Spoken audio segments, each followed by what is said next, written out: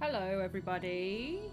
Let me turn the desktop audio down. Got that soundtrack blasting. Is the volume okay for you guys? I might need to turn it down a bit more. Intense. Hello, everybody. How are we doing on this, whatever day it is, Monday? Icarus Dream. Hello. Hello, everyone. I'm in the black cloak of comfort and sleuthing today because I want to be. Lord Chevron says you're a little quiet. Yeah, I probably am because this microphone's 3 miles away. But quiet compared to the music, or quiet in general? Because the quiet in general I cannot help at the moment. I can always change it to this microphone. It just won't be as nice. Luton says, I wish I was also in a black cloak of comfort. The black cloak is where it's at. Zombie Emir, hi Ash, how's it going? It's alright, how are you? And then Sondra Keel, thought you were quiet, shy and reclusive. I am. That's how many people would describe me. Shreddy Kruger, hello. Thank you for the little heart. And also thank you to everybody that subbed and dropped bits whilst I was just lurking. So we had Alec, Sergeant John Keel, Elfho, and Kirby all subbed. Thank you, my lairds. And Zanzibar gave some bits. Welcome back. Thank you. Thanks, gang. Oh, look, it's my favourite streamer. Don't, Elijah T. I'm emotionally fragile. The tears will come once again. I don't know why I put the Hollow Knight soundtrack on. Honestly, that was a dangerous move. I was like, oh, let me put on some music from a game that's chill and that I like, and I was like, Hollow Knight fits the bill perfectly. And I put it on, and you know, that first, so I was like, gonna paint my dining room whilst you stream. It's really good to have you back. Thank you, Cozy Zombie Amir. Let's be real. I probably will cry again. She can't be stopped, but. Hey, I'm back. And if you're wondering what I'm talking about, last time I tried to stream, she had a emotional moment, started having a weep, and then got raided by 120 people and I just didn't even turn the camera off. Actually, I just ended the stream out of fear. So I am so sorry for doing that last time, but I could not cope. I needed to go, but I'm back now. I'm back. Let's try again.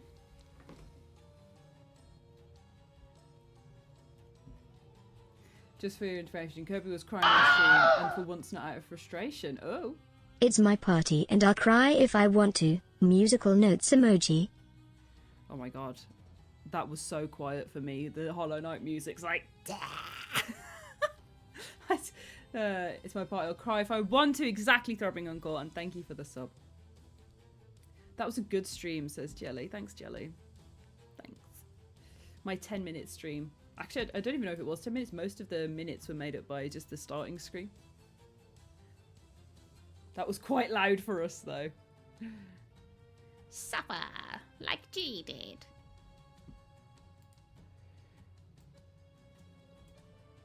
I might have to... This is as quiet as it's gonna go. The cry train isn't equal to hype train. I feel like, you know, they are rare and exciting. So, yeah, maybe equal to the hype train.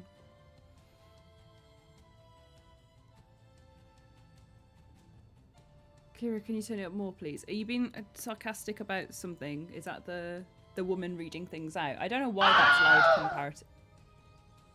Hollow Knight music. Is this a crumb of Silk Song content? Yes. Yes, it is. Oh, wait. I think my alerts have been... I think the thing got reset, so that's why it is so loud, so I can turn it down a little bit. Streamer said, hello, hello, hello. I just figured we'd do a chat. My neck looks so short and disgusting. Sorry, I look like a little goblin in this cloak of comfort. Is this the gardens? No, this is green. This is the one to the left, the green one. And the Queen's Gardens later on that looks like it. I need to play Hollow Knight again. The plan is to potentially do a full playthrough again before Silk Song, which we have plenty of freaking time for, since we got no announcements. Green Path, that's the one, Riri. Right, so on the updates list, let me make a note because I need to make a list of things that we got to talk about because there's so many things that we need to catch up on personally, in the real world. There's stuff. Should we go through Summer Games Fest first? Should we talk about Summer Games Fest and the horror output?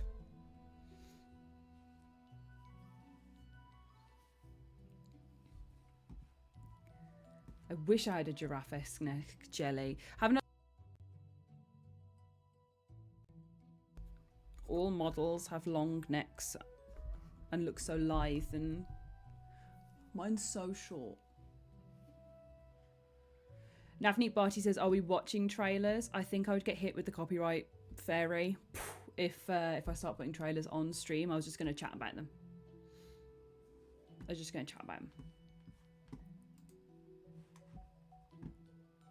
Let me just get my thing.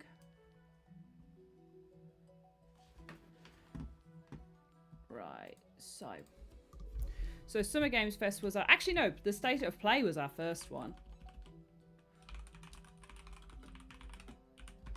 Are we okay with this music in the background, by the way, or is it distracting? Because, like, trying to do two things at once is distracting for me at all times. Trying to think. But if it works for you guys, then that's good. It will fade in a sec.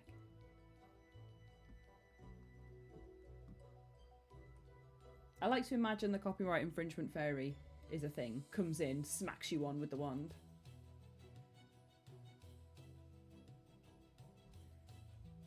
Oh my god, I've loaded up the wrong State of Play. Hold on. Let's find a roundup. I don't think there was anything... Like 007 was the major one.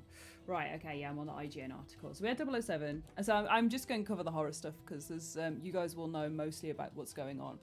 But yeah, that was it. In the State of Play. What am I talking about? In the State of Play is where we got Silent Hill F. Are we excited for Silent Hill F or what? Hold on, if I turn the music off for me, then I can concentrate, but you guys still get some background music. I figured out how to do it now. Okay, yeah, Silent Hill F was announced, or its release date was announced, because we already knew it was coming in the PlayStation State of Play last Thursday, and we got a proper look at the trailer, and oh my goodness. Crazy Murdoch says, what does the F stand for? It stands for fuck. That looks good. That's what it stands for. It stands for freak out. Freak out. It looks to me like when you do music, you can have forte, and it looks like the little F. That's like a forte. Hold on. Let me. You know, like a forte. It looks like that. Fernando Babylonia, thank you so much for gifting subs. So Esif, Dan, Tompano, Angel Beat Fight, and God the Hero, please enjoy your subs. So, oh yeah, I've got some spiel about subs. When you subscribe to the channel, and if you are gifted a sub to the channel as well, which is really nice. If you're subscribed, who else is this? Sorry, I've got my sound off. So Never Heard of Java, thank you so much for the sub as well. That's cursive, says Faber. It's the forte F, is what I was showing. That's a thing in music, but maybe in cursive as well. I don't know. 2 years. Oh my god, 2 years. That's so long. That's mad. It's scary. But it's happening. Ooh. Oh yeah, I did have a big treat on Friday. We were going to start the new Silent Hill thing, and before that I had another thing I was going to do. Oh, sorry, I've got too many updates. Let's return back to Silent Hill. I was like, I need to talk about subs, I need to do this, I need to do this. Let's talk about Silent Hill first, then we can do personal stuff after. Let's do game stuff first.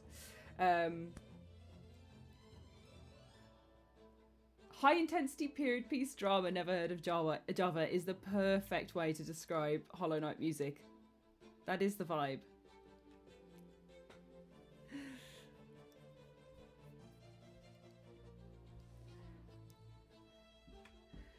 But this is the hoping and praying for Silksong experience. Anyway, yeah, Silent Hill F. Let's go back to the beginning there. Silent Hill F. We've got a release date, which is in September, excuse me, on the September 25th, 2025. So 25th of the 9th, 2025 is when we're getting Silent Hill F. And this is actually set in 1960s Japan. As a standalone game, so it's not actually in, because Silent Hill is a town in America. It's not actually in Silent Hill. It's more like Silent Hill is leaking into the Japanese town, which is a really cool way of looking at it and thinking about it. More of Silent Hill being this psychological state of space rather than a specific town. I like that it's a town, but I think for it to grow, I think that's a really interesting way of looking at it, especially when we've had stuff like The Room, which is just super cerebral. Honestly, all of it is, of course, but yeah, I think it kind of fits the vibe a lot. Thank you, Ethical Vampire, for the hair compliment. So yeah, it's set in the 1960s Japan.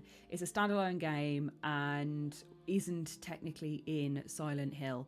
And this is because they wanted to return to the game's Japanese roots and felt that it had become too westernized. I remember reading that, which I do think is absolutely fair and a really nice way of changing up the series. And there's something about like proper J-horror like films and designs and like seeing like, you know, like the school, like the sailor schoolgirl outfit. I know that's just a Japanese schoolgirl outfit, but like, you know, I think of Sailor Moon every time I think of it, so it's like a sailor.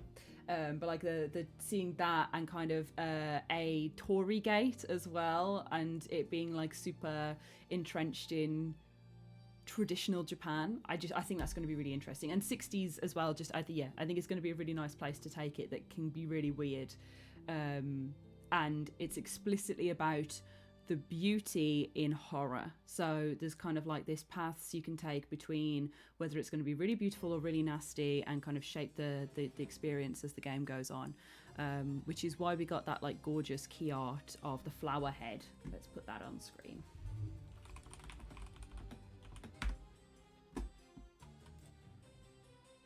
Originally, this let's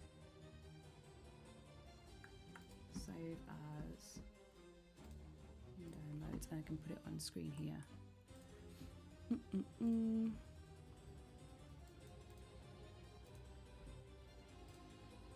But yeah, if you guys remember this, and it's kind of like fungally, flowery. Hold on, where can I sit? I can sit over here. It's kind of like fungally, flowery moment. It's supposed to be very beauty and horror, which is where this kind of came from, and what we're going to get with the old town Japan and then the body horror on top of it. So I think that's a really interesting way of doing it. I should do this week. This should be the weekly show. I just talk about horror stuff. There we go. But yeah, I could have my own little TV up here. But yeah, it looks really cool, and if you haven't seen the trailer, definitely go and watch it. But it's mostly following this young girl who is besieged by Silent Hill visions, mist, nastiness, monsters. Looks really, really nasty with a Y. Nasty. Got some good body horror, some good stuff. I think it's another one in the Silent Hill canon, which is as it should be. I'm thinking, I don't think I'm going to have any idea what's going on in the story here, and I'm going to have a good time because of it, you know? But yeah, this was the original key art, so you can see the flowers and the beauty vibes originally thought about. I can come back over. But yeah. Crazy Murdoch said the old lady in the bathtub really cemented beauty and horror in The Shining. You a big fan of the bathtub lady? Was she your beauty in the horror? My nut says hello. Hello.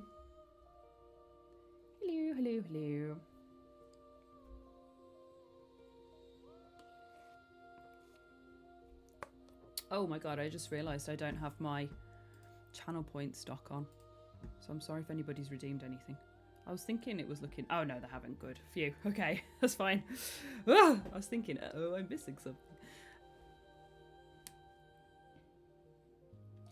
SP Codex says, will you play in Japanese VO or betray us with the English dub? Depends how I'm feeling at the time. I probably will end up playing with an English dub, I'll be real. I probably will. But... But then the vibes are so Japanese that like, and it is so entrenched in Japanese culture that maybe I won't. I'm just thinking about, I play Ghost of Tsushima in English. Oops. But I also have played, what was it? Mundawn. That was in a language that barely anybody speaks, like a forgotten language, or like a very small language. And Hollow Knight's not in English. There's plenty I've played not in English. Tom in Denmark, hello, thank you so much for the sub. So yeah, maybe I'll change my mind when it comes round to it. It depends how much thinking I have to do and how much talking there is, because I want to pay attention to the graphics more so than the subtitles, you know? And if I'm like wandering around looking at stuff and they're talking to me, I would like it to be in English. If that's, sometimes games are designed for the language to just be the vehicle that the experience is delivered with sometimes, but then sometimes the language is made even more part of the experience. So we'll have to see close to the time. I think everything about the game, like Japanese will be the official language, so it might be that there's a bit more meat there.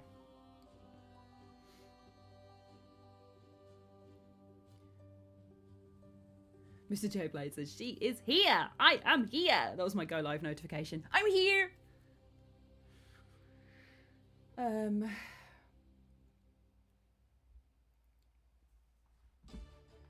Right. Yeah, playing the language you can understand, says Zanzibar. Reading subtitles without understanding the inflections takes away from the performance. I think so. I think, well, like localizing languages is the whole point of people being able to access stuff as well, isn't it? I think it's quite nice when English is the secondary language, because you get an experience of what it's like for when people have like mainstream English language things and then consume them with the dub on, because you get very one language focused when you're an English speaker, don't you?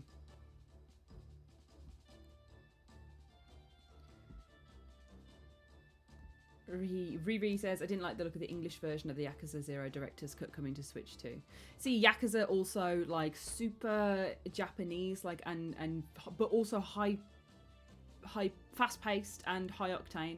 So like there's a piece of me that's like, I would really like to play it in Japanese so that it's how it was made, with the intention it was made, but also if I want to keep up with everything, I feel like English at least would be the easiest way for me to absorb it. Anyway, that was our big one from the State of Play for horror games.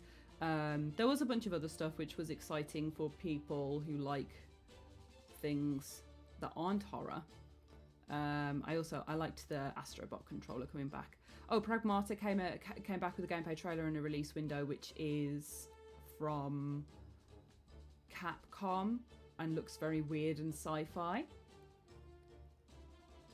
Very big, stylized action sort of game. I'm interested to see what comes from Pragmata, but obviously not our biggest Capcom offering of the weekend. And we have Thief come back as well, which I think is a great gloomy spooky game for Dishonored fans. Like, get into it. We want to play Thief, but it's on VR, so have to make sure you got a machine.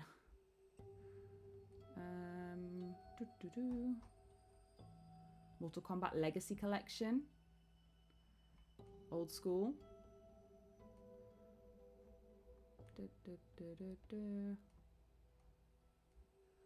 Right, yeah, there's loads of bits and bobs, isn't there?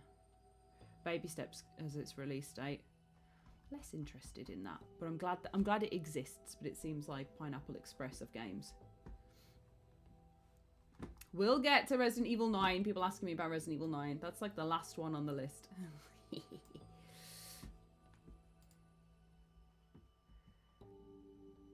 So excited for Pragmata, says Alec. I didn't catch all of the PlayStation showcase, so I didn't see all of the trailer, annoyingly.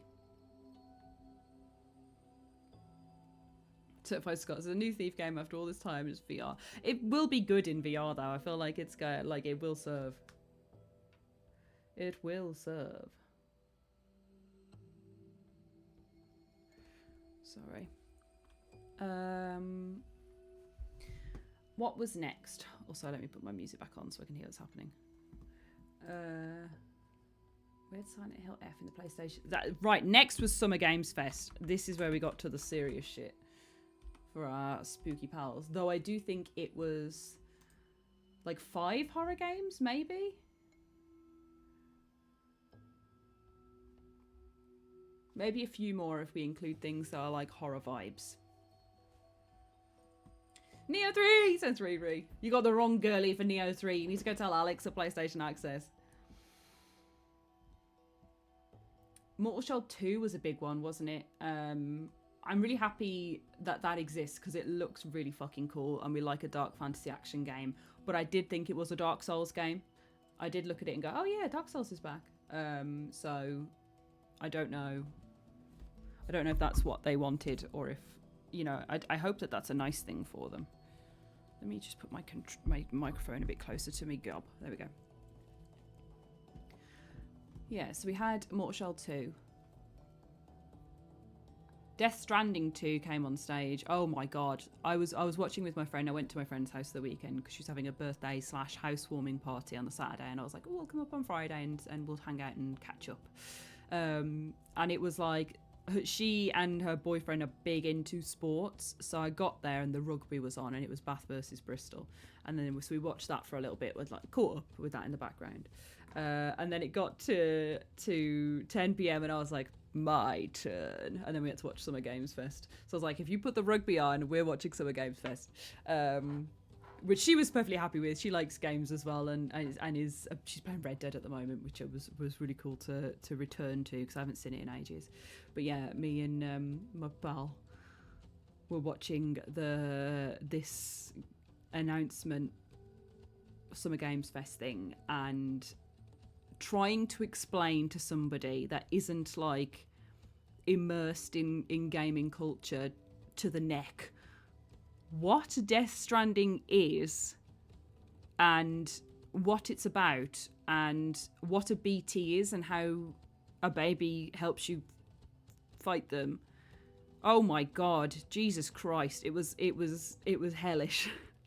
It was hellish. I was like, so she was like, I'll tell you what I think Death Stranding is, and she was like, it's an island, and I was like, sure, let's go with that.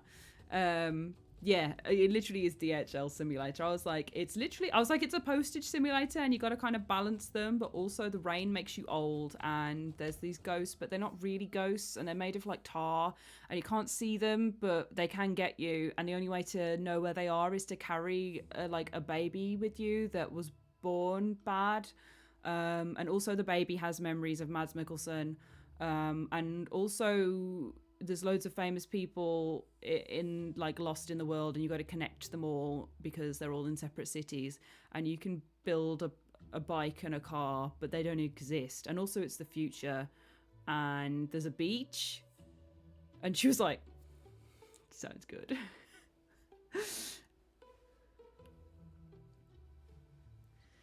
Never heard of Java. Says the rain makes you old, the beach makes you old. Mr. J. Blade says, I always get terrified about how we're going to explain this, given how relevant Metal Gear Solid 2 was 20 years later and increasingly Metal Gear Solid 4. Like, what does Kojima know? Kojima keeps just dropping the interesting things, isn't it? Big love for Death Stranding from Kevin Scully, although for me it's become a road zipline building simulator. Yeah, it definitely is a travel sim.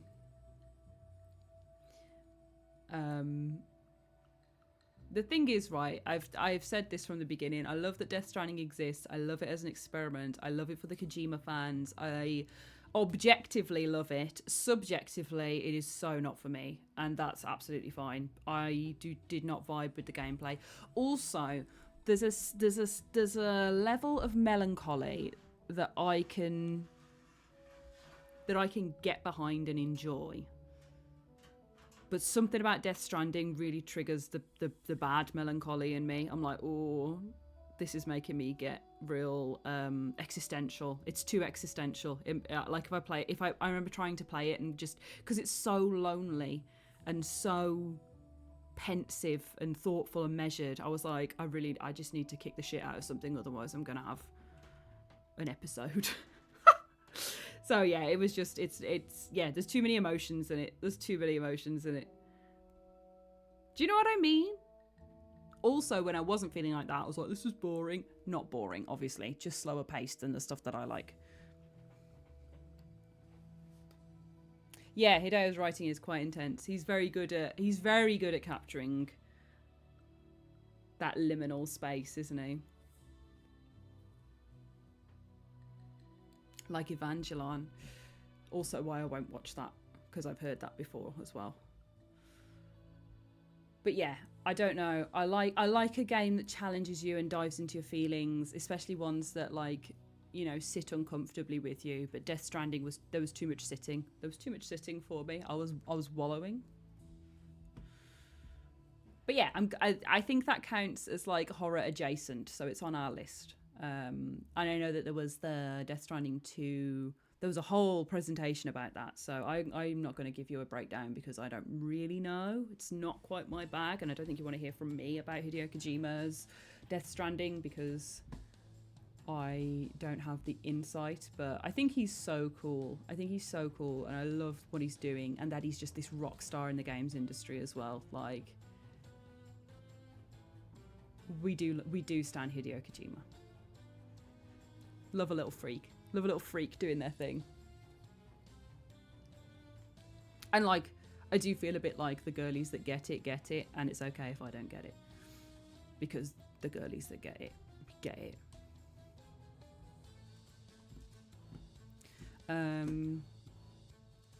Code Vein 2, End of Abyss. That was an action adventure game where you just investigate disturbances of an unknown origin, which looked interesting.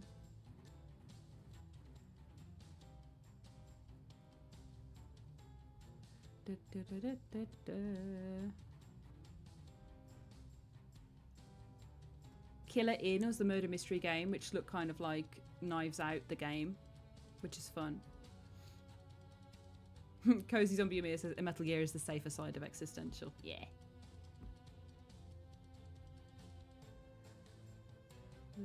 Retrovania, Lego, Mafia, Out of Worlds, Lies of P Overture, Fractured Blooms. Let's talk Fractured Blooms, because that is the latest from oh my god, what's the Serenity Forge. That's the latest from Serenity Forge, aka the people behind Doki Doki Literature Club, or if you played it on PlayStation like me, Doki Doki Literature Club Plus.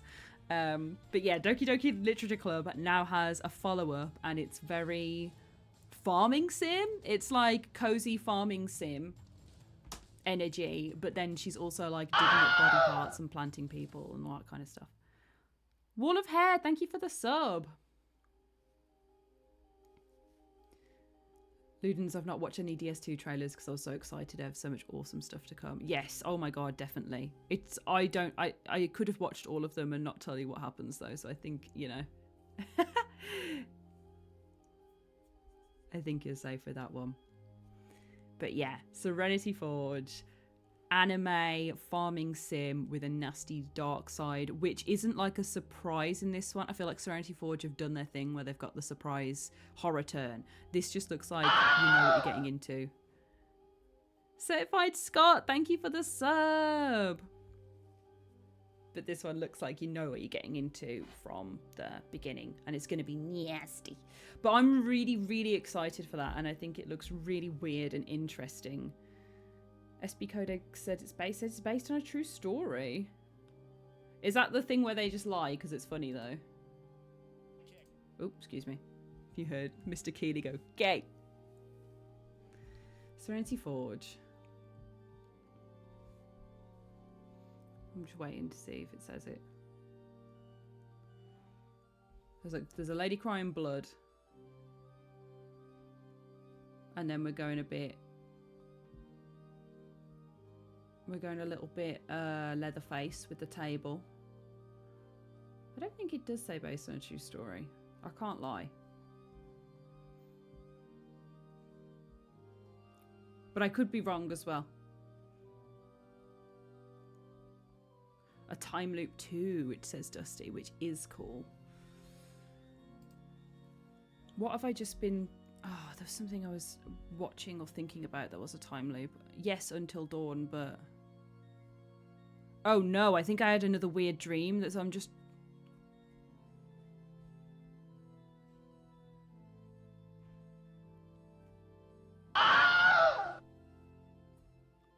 Hi. Hope all is well. Ashmill One Love have to head out but wanted to make sure this was complete. Ashmill One Sparkle. Thank you, Ibidon. Thank you for the sub. And thank you for coming on in. Have a lovely rest of your day. Oh, I'm trying to remember. I either watched a film or played something or dreamt about something, and it was a time. Maybe I just dreamed about the Fractured Blooms trailer. I think, to be honest, I'm having a deja vu moment. But it was a time loop of things just being the same but rotting every time I woke up. So like you'd be there for years and years and years, but everything would rot further. Like time was still affecting everything. You were stuck in the time loop, but time was still moving forward. So it's like a mental time loop. That's not an original idea from me. That's from somewhere else. You guys will know.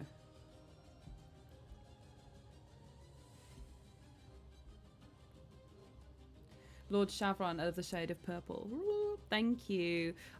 These were my emergency nails in between going to see Spellbound Nails, so I'm very excited to see her again and get some patterns on. But they'll do for now. But yeah, I'm very excited for Fractured Blooms. In the IG, oh no, it's Eurogamer I'm on at the moment. Tend your garden, cook your meals, and build your home in this time loop life sim. Tend your garden, the days are repeating, and something has started to bloom. Whoa. Russian Doll, Hill the Stargazer, that might have been it.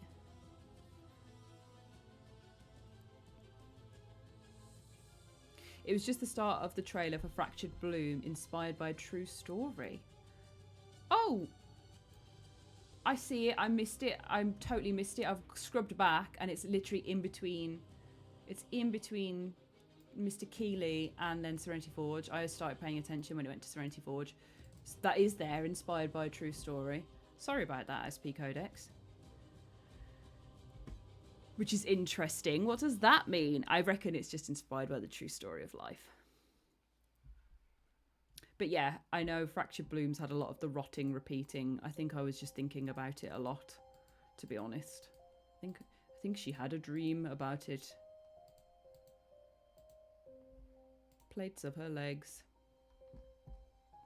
Oh yeah, One Punch Man came on and Beth, my pal, thought that was the funniest thing in the world. I was like, that is a guy. That is an anime. And she was like, he just does one punch. I was like, yeah.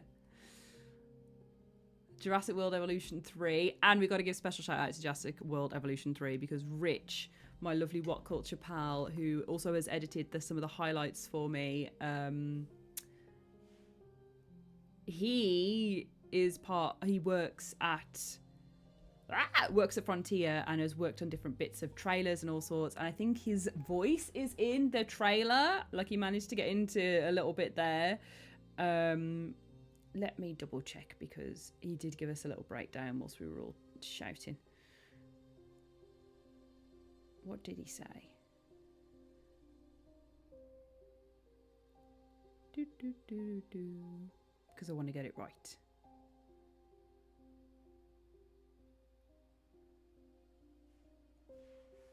Oh my god, we've talked too much.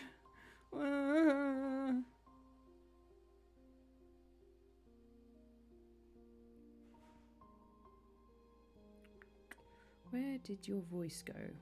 Where did your voice go, Richard?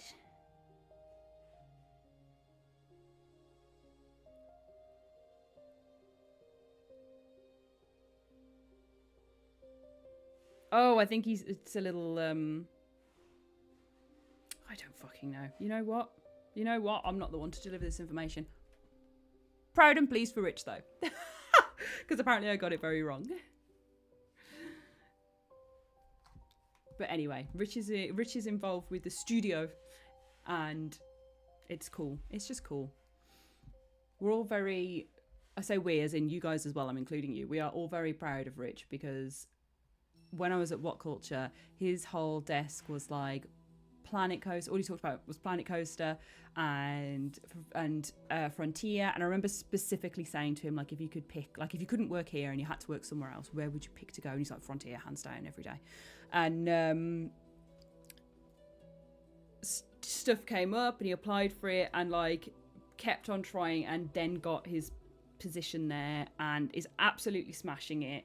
He's amazing at all of his trailer work and the stuff that he does with his team. I don't know, I just love hearing about people living their dreams and putting the work in to make it happen, and I'm just very proud of him. And it's very cool to see. Tomster 1990, hey, I saw you at UK Games Expo. I did a double take. Hope you had a good time. I was like sweaty, and when I posted a story saying I was sweaty and overstimulated, so I'm very sorry if you did chat to me, because when I get like yappy when I'm in a public place, it's not that I get shy and weird, it's like I start acting like a middle-aged mom. I'm always like, oh, how's this? Oh, that's a lovely bit of dice, isn't it? Oh, it's very hot in here. Oh, positively sweltering. Like I get really camp, but like in a mom way. And I could feel myself doing it, like being like just very like I was just going full camp mom mode. So if you did see me at UK Games Expo and I acted like a and I acted like a diva, like a diva, or your mom's version of a diva. I am especially sorry. I was like, I'm going to be friendly and approachable and make lots of nice commentary and talk to people. Then I was like, oh, have you seen this? Have you seen this? It's lovely. This. Oh, pack some sandwiches. Gotta stay fed. So yeah, I am very sorry. Afterwards, I was like, what the fuck was I doing? And I was obviously introducing everybody to my dad as well. I was like, this is my dad. So yeah.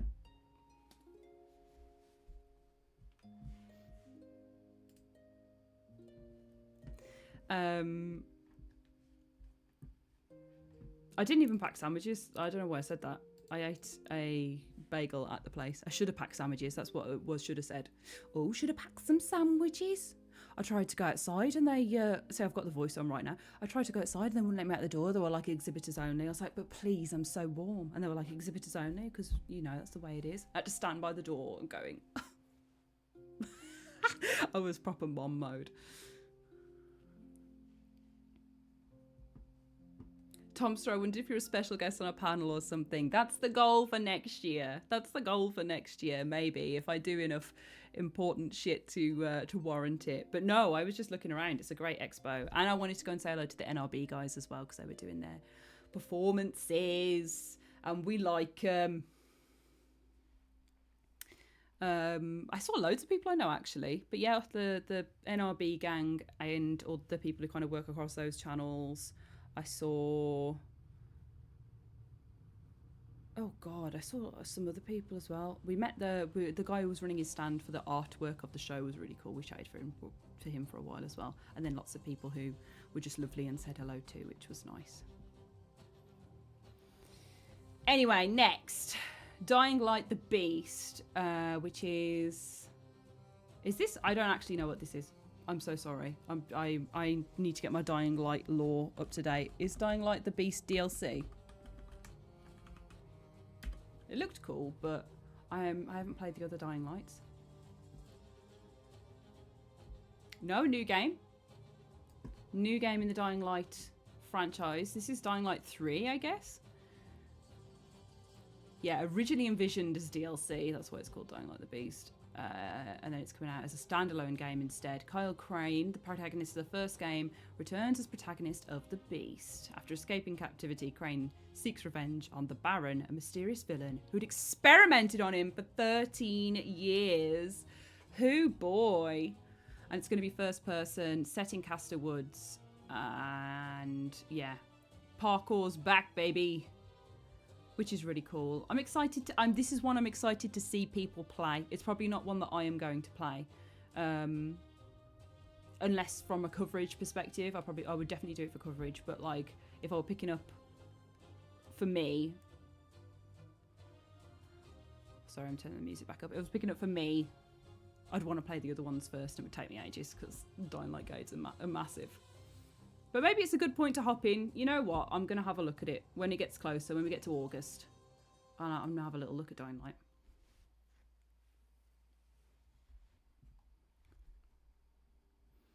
Oh, Abby Jar says Dying Light the Beast is a bigger DLC. If someone had the Ultimate Edition of Dying Light 2, they get Dying Light the Beast free. Oh, is that true? So, Ultimate Edition of Dying Light 2 comes with it. I love the monsters in it, Certified Scott. Like, as in the cover of the guy covered in pustules. Hell yeah. What was next on the list? I did Not to Be a Hater. Absolutely not to be a hater. This is going to sound like I'm being a hater, but not to be a hater. But I did see Scum, and I did laugh my head off because I was like, this is every teenage boy's dream game. I was like, this is for the gamer boys. You know? And both me and Beth looked at each other and went, which really made me laugh because it was just, and like the the humor and like literally the key art being like someone in convict orange with Scum written on the back. I was like, here we go. Give it to him.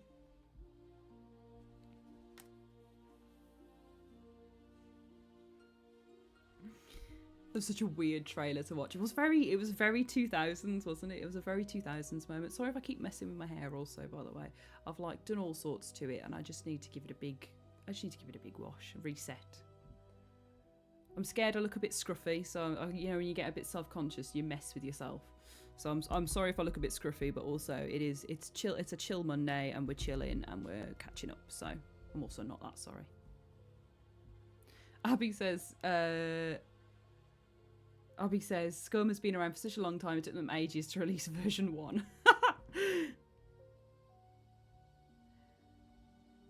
Lego Party. Oh, very glad Lego Party is released because what's our Mario Party? What is our Mario Party on console? What is it? Lego Party now. Thank you. I'm mostly happy for PlayStation Access. I'm like, yes, get on it.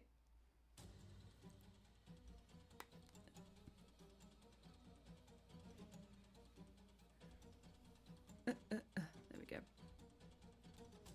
I know. It is Monday, isn't it? Everyone's saying, oh my god, Monday? Yeah, it is. I think it is. Is it?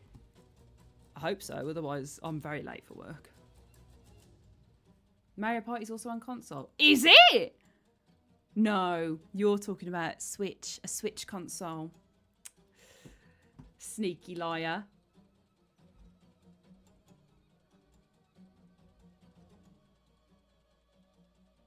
Oh, how did I missed a trailer? Hold on. What the hell's this? What's Blighted? I don't remember this. This might have been when I went for a wee-wee. A little wee-wee. Sorry, I don't know why I said it like that. I went for a wee-wee. Okay, yeah. Interesting. Would like to see more from it when we get a chance. But right now, interesting. Okay, we're on to Ill. We're on to Ill. This nasty, nasty, nasty, horrible, filthy game. Oh my god. Oh, we like Throbbing Uncle. Did you see Ill? Serendipitous. Serendipitous. Because Ill is next on my list. This looks disgusting. The whole time I was going, ooh, ooh, ooh, ooh, ooh, ooh. I couldn't decide how I felt about it. So, yeah, what the fuck? Like, it's so gribbly. Like, it looks like they took all of the nasty, gritty, industrial, body horror, smashy flesh stuff from Callisto Protocol, which is the best part of that game, and put it onto, like, giant human baby men in a basement. The lighting I thought was actually the worst part of it. Like, I feel like they really mastered horror torch lighting of like the vignette, where some stuff's really overexposed and looks really like you can't see anything, and then everything else is lit up and you can see everything, and then it's dark behind. Like, the way that they lit it, I just thought the lighting was really chef's kiss, because horror game torch lighting, like found footage torch lighting, is actually really hard to master. There's a lot of games that do it too dark, and there's a lot of games that do it too bright, whereas I thought it was really cool in that, to its detriment maybe, because it was disgusting. Dusty says, and they all look slimy. They do. Ugh. Giant human baby men, you say? I'm sold, says Kirby. Yeah, giant human they look like giant human. I'm going to watch it again whilst I'm talking to you, actually. I'm just going to skip through. I'm going to scrub through. But yeah, this is from Mundfish as well. Mundfish absolutely dropping a million things. Like, I feel like Mr. Jeff has done some kissing with Mundfish, because there was a lot of Mundfish in the showcase. I don't like it, right? I don't like it because as much as it like, I give you that Callisto Protocol explainer feeling, but also it feels like if Blair Witch 2016 was set in the Callisto Protocol universe, and Blair Witch 2016, to some people's mild hatred, to my personal enjoyment, does actually give you a little sliver of the witch, and the house is just dirty, nasty, rotten. This is the film, by the way. 2016 is the film. I'm not talking about the Bloober Team game, also called Blair Witch.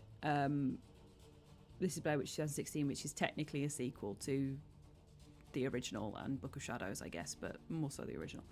But yeah, it feels like that kind of monster. It feels like the Loft in Wreck.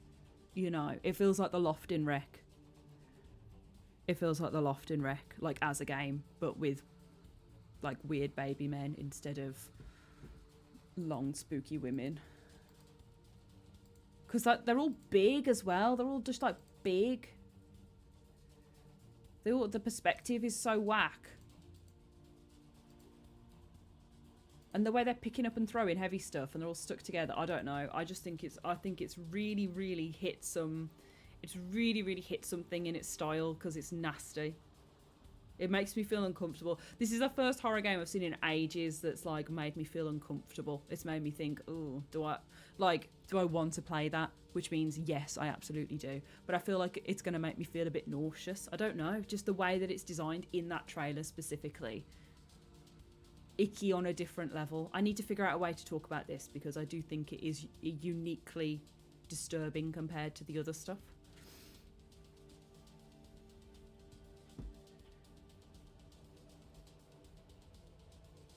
Hill the Stargazer says, do you prefer giant human baby men or long spooky women in your horror movie games? A long spooky woman we've seen a lot of is the thing. We've seen a lot of long spooky women, and like J-horror tropes are centered around long spooky women. Pale long spooky women with long spooky black hair.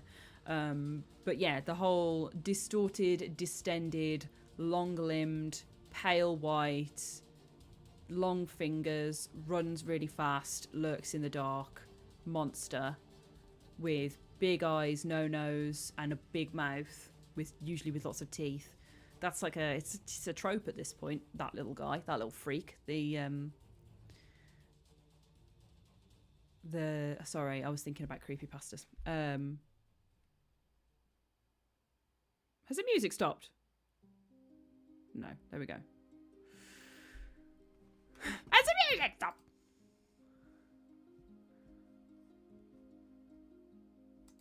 Turn that off. I'm just going to put loop on because I want it to come back around when it's done. Can you do that on YouTube? I don't know.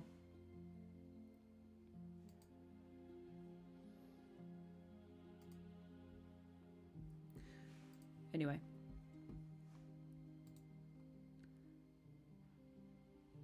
Yeah, gangly lady with saggy boobs is a cliche. But giant human baby men is, I don't know, just I haven't seen that many giant human baby men. Maybe I'm looking in the wrong places. I don't know. Ill looks sick though, and I think Ill as a title as well. Like, great name, short, snappy. You already like it. Already makes you feel uncomfortable and uneasy. I don't know. I'm really interested to see what comes with Ill. So yeah, and it's coming to Steam, PS5, Xbox Series from Team Clout. Whenever they feel like releasing it. This is just the announcement. Team Clout. What have Team Clout done?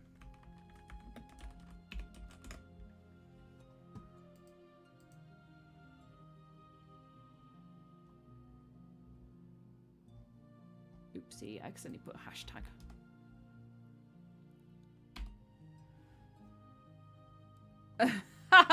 Cozy's on VB says ill reminded me of you, Ash, because that's what you say when your characters are hurt. They're ill. They're ill. I'm feeling ill.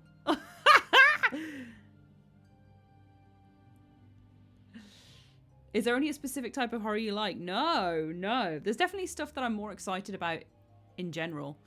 But I like all of it. I like knowing and looking at all of it. Team Clout have a Patreon. That's an interesting one. So is Ill their first game?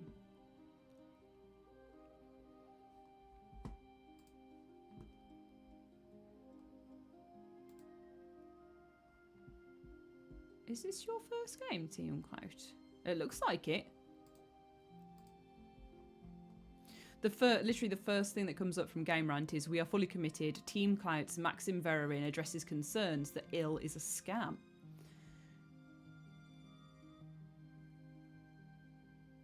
I think that's because people have gotten very excited and then have gone, oh wait, we're too excited. Interesting. I'm just having a quick peep through this.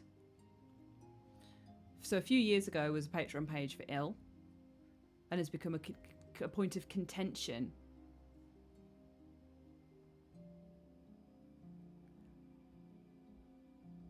Nah, to be fair, I understand why people would be worried about that, but also being directly crowdfunded and using a platform that allows that to happen to you directly from your audience rather than through a publisher means you have full creative control over your game. You wouldn't get something that looks like Ill appearing at Summer Games Fest because it looks really nasty without direct investment from an audience rather than from a publisher who will have creative control and will want to make it more appealing to certain demographics as well. So I would say people who think it's a scam, I understand why. I understand why there's an article about it, but also, yeah. And here you go, how partnering with Mundfish has affected Ill's development. So the Patreon has kept Ill alive, but they needed more help, so they went to Mundfish. When we partnered with Mundfish, it was kind of a launch of full production. When we started to build a strong foundation with the team, Mundfish helps us to understand things we don't know ourselves because it's our first project. We have a lot of questions. Mundfish usually has the answers. That's nice as well. Also, like I say, Mundfish appeared a lot in the showcase. I think they had 3 different things. So they had stuff from their gaming. They had Atomic Heart 2, they had Ill, and they had something else as well. So close personal friends of Jeff. I love it when Jeff Keighley says my close personal friend. Close personal friends of Jeff Keighley's. But yeah, good for them. Good for them. And I'm glad that Mundfish is offering expertise and stuff. I love seeing a publisher that's like, oh, okay, this is your first go. Let's talk about it. Don't bring abandoned into this chat, Lord Kurgan. Oh, God. It's time to fight the Hollow Knight.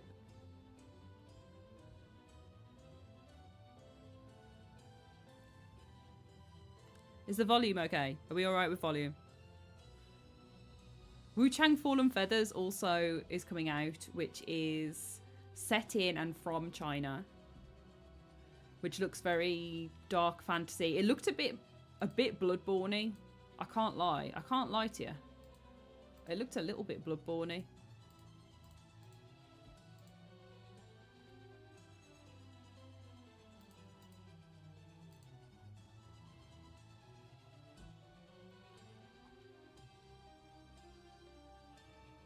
Is that the Monkey Man game? No, that's Wukong.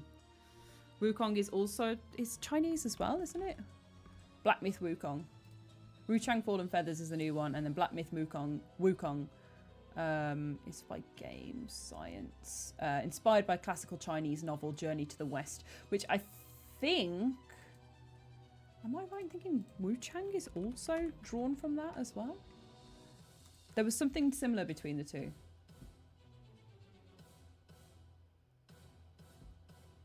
I think it's just because it's Chinese mythology,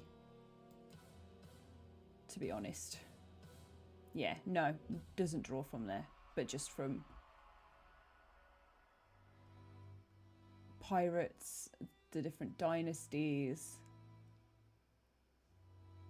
and mutations from the feathering. That's cool. That's really cool. But yeah, so if you liked the lore and the myths of Wukong, then Wuchang will be one to take a look at.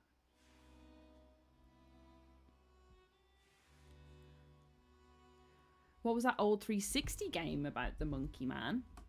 I don't know. The thing is, right, we could be talking about the Robbie Williams film as well.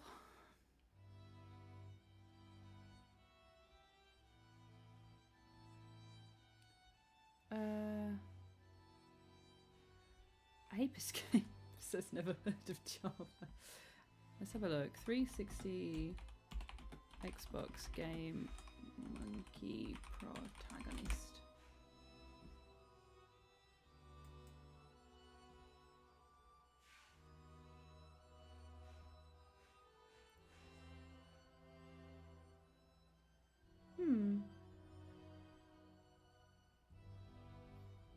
It's all just coming up with Black Myth Wukong.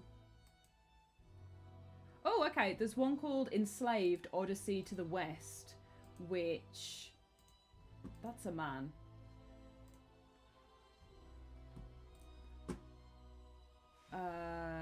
Which is a loose adaptation of the novel Journey to the West, that's the same as Wuchang Fallen Feathers. Players play as Monkey. His name is Monkey.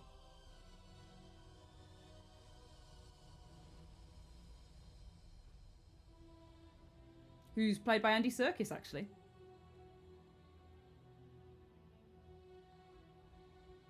Yeah, so Enslaved... Well, that's a really niche cut, but yeah, Enslaved Odyssey to the West is based on the same novel as, I think, Wuchang Fallen Feathers.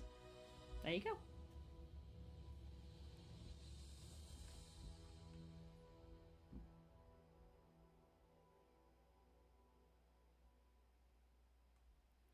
Right. Oh, Stranger Than Heaven popped me silly. I had to message Rosie. I had to give her a voice note because I was like, it's for you. How happy. Oh, hello, Lou.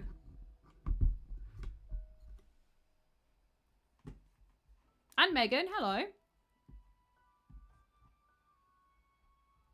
Right, and now, oh my god, we on to the biggie that came at the end of Summer Games Fest.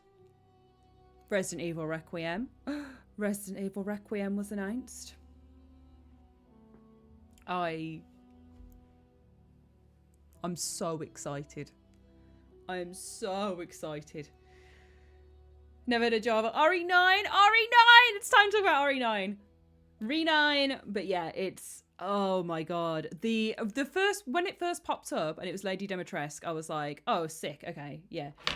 This is way too early on for it to be an announcement. And they got into it quite quickly to be like 30 years and it's a sale. So you know, obviously you think, oh, Resident Evil, it would be really nice for her to announce it. And then she's like, I have something special to announce. It's the 30 years sale. I was like, okay, whatever, cool, whatever, fine. This doesn't mean that we're not going to get a Capcom announcement. It just means they got Lady Dimitrescu to do that one.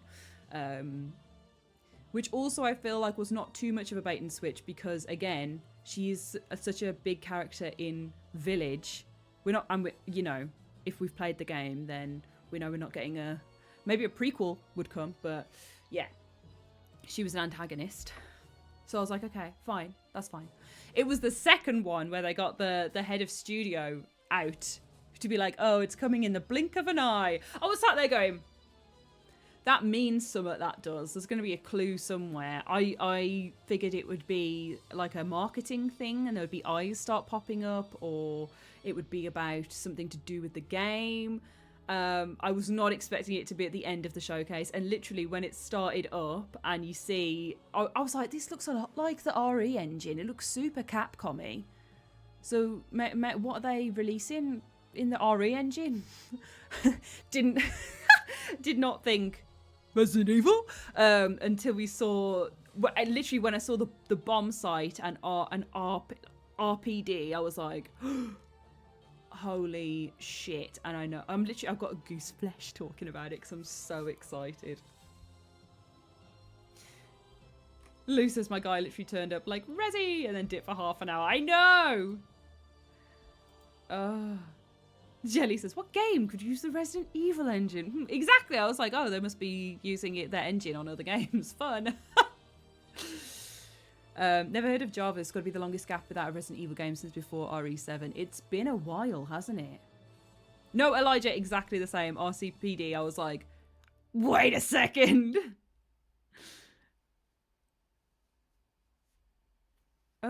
Never Died says, Ash. Up, down, left, right, and goose flesh. Never heard it called that before. Well, it's goose pimples normally, but the flesh of the goose is, I think, is more descriptive. The flesh of a goose, you know? Pimply. Pimply, as if plucked. All the feathers have been plucked. Oh yeah, goose bumps. Oh yeah, goosebumps. Goose pimples, goose flesh is definitely a British thing. Goose bumps is definitely an American one, I gotta say. I like having goosebumps, but the goose pimple... They're called... I swear they're most... I swear they're more commonly called the goose pimples. Yeah. But goose pimples feel silly. Yeah, I don't want to have a goose... I don't want to be feeling all mesmerised and mystical and in awe and go, oh, I've got some goose pimples, I have. You know? Goose flesh. Look at this pimple-ridden goose, says Jelly.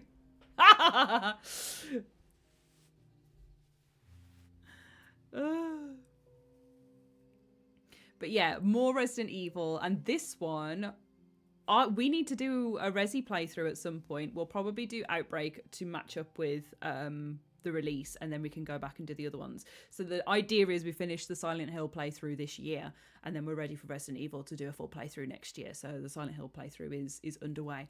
But yeah, Resi 9. Let's go and look at our little details. So in this one, which I thought was really cool, we had the FBI angle about diseased bodies, and then the horror angle of our character Grace Ashcroft being trapped in a house, maybe. She's like upside down. There's all these strange images coming through. The thing that comes from the ceiling and goes onto the floor like a big worm. I was gasping. It's releasing on the 27th of February next year, which is such a good amount of time to build the hype. Because, like, it's close enough that it's, like, you know, it doesn't feel forever away, but far enough away that you can prepare for it. You know what I mean? It's like, okay, let's go. Big worm confirmed. Exactly. We love a big worm. Not being rude. I'm just restarting the Hollow Knight playlist.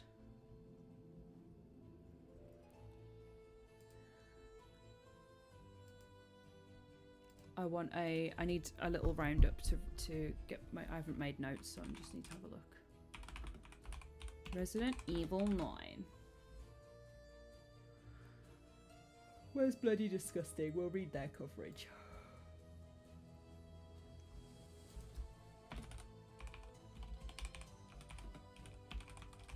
Because I love them. Yeah, also, I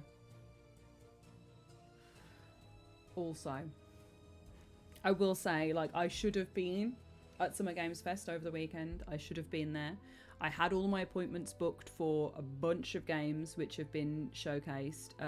I basically had like a horror slate that I was super excited for. And I was booked in to see Capcom. Still angry about it. So yeah, when I saw this come up, I was like, oh! But I didn't go because I couldn't get a sponsor. I don't think it's really something they do unless you're really, really big. But I couldn't get a sponsor to take me out there. And the one time I have been was with PlayStation Access, and we had Warner Brothers backing us, which was really nice to cover Mortal Kombat. So there wasn't something that I could get taken out for. So I was like, you know what? I really do not have the money. Like, I just don't have the money to pay for flights there and back to LA for a weekend, as well as looking after myself and staying alive for 3 days, and having a hotel. So I was like, you know what? Responsible. I can do my coverage and talk about the games here now. You know, I don't need to be there to do it. It just would have been nice, and I would have made some videos and done interviews and stuff. But yeah, seeing that Resi 9 was announced, I was like, let me go back in time. I'll pay my money. We've got LA at home. Exactly. Up, down, left, Ryan. Buddy Games, Ashley Millman. Hello. Awesome PS3 controller on the wall. Yes, nice spot. It's the pinky. This is the closest they have to a pink controller. I need to get a pink one of the PS5 ones eventually. But yeah, we've got PS3. There's PS2 above as well. The pink PS2 ones are above. So it goes pink, purple, grey at the moment. But yeah, I need to get a little pinky one for PS5 so they all match. But I like the setup. I like the purple and the anniversary one being there. But yeah. Let's have a look at what we've got in here. Ooh, touted a shift for the franchise in both tone and feel. Resident Evil 7 did that and absolutely just broke everything in the best way. So I look forward to seeing what that means. It's basically, okay, all the write-ups are just basically, it's coming. Get excited. We are. But yeah, it looks really, really good. Buddy Games, actually, you will have more information on Resident Evil 9 because you know about Outbreak 1 and 2, where Grace Ashcroft's mother featured in, which was Alyssa Ashcroft. I think she's only in there as a throwaway note. I don't think... Oh, is she a bigger character? Because all I've ever seen is just that note appear on social media. So is there more to Alyssa Ashcroft than that in the games? I haven't played them.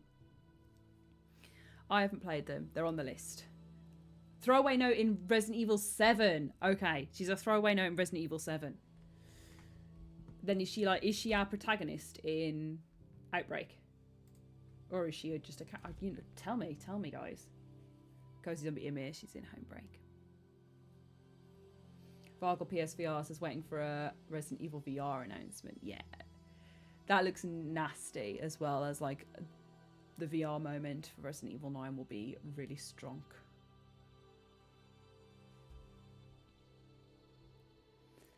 Yeah, I heard something about Leon being a main character in this one.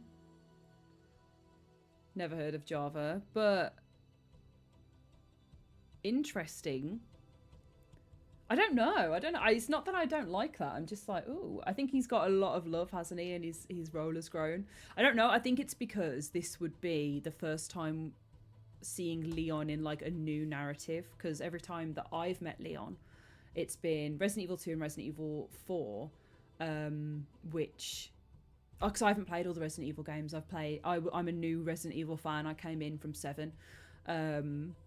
No shame in it. I came in from 7, so like playing the old ones is massively on my list to be able to catch up with everything. But I only know Leon from games that he's been in already. So hearing that he's going to be the protagonist in a new game is like, I don't know, it's weird. I'm like, ooh. Does that make sense?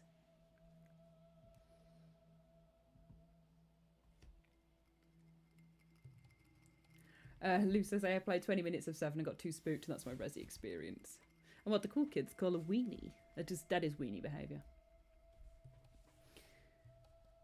Never heard of Java since he's played the OG trilogy, Ash. Yes, I treated myself to someone in Wolverhampton was selling them on Facebook Marketplace because they were clearing out for their baby, and I was like, sucks for you, give me your horror games. So yeah, I picked up all of their cheapo horror games, which was just the Resi collection. It was the first 3 Resi games. And I was like, good luck with the kid. I'm gonna go sit at home and play games in my pants, which was a real slam dunk moment for me. Childless.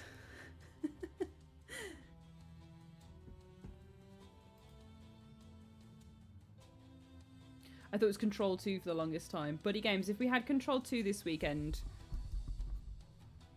as well as Resi and Silent Hill, I'd have needed a new pair of trousers, because I'd have shat them. Jokey says, I feel you, Resi, but your ear. I feel like with Resi, you have eras. You have your Umbrella era 1 to 3, your Government Worldwide era 4, 5, 6, your Mold era 7, 8, and we wait to see if Nice goes back or starts a new one. Yeah, Mold era was my era. I loved Mold era. Umbrella era, also gold. I'm not looking forward to playing through Government Worldwide era. It's a bit World War Z. Bit World War Z. But Mold era was definitely... I like the horror of Mold era. Like, it's very clever, special, cool horror, as someone who's rented a lot. In my Mold era, I agree, Jelly. It's Mold era for all of us. And then, what else have we had? We've had the Xbox showcase.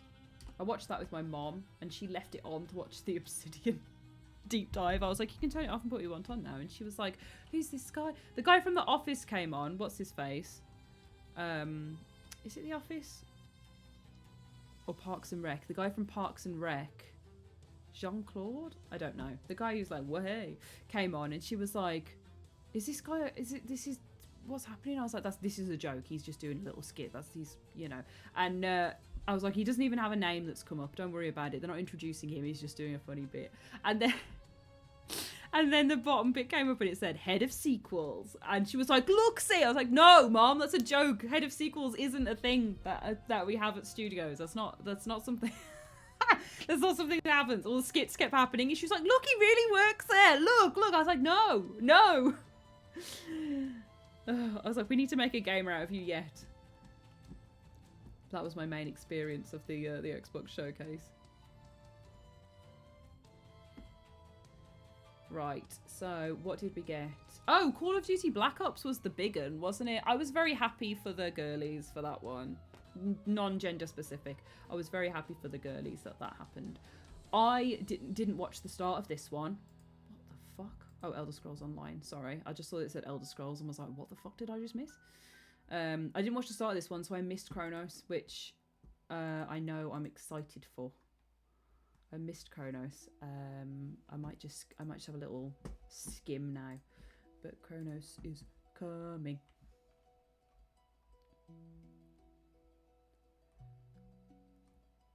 Gears of War, Grounded 2, Keeper, looked weird, looked cool.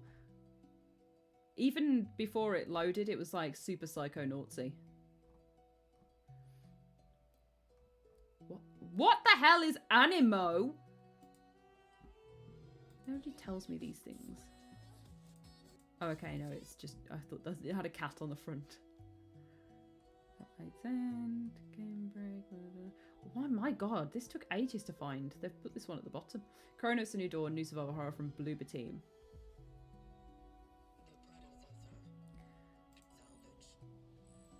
Oh, it looks good, doesn't it?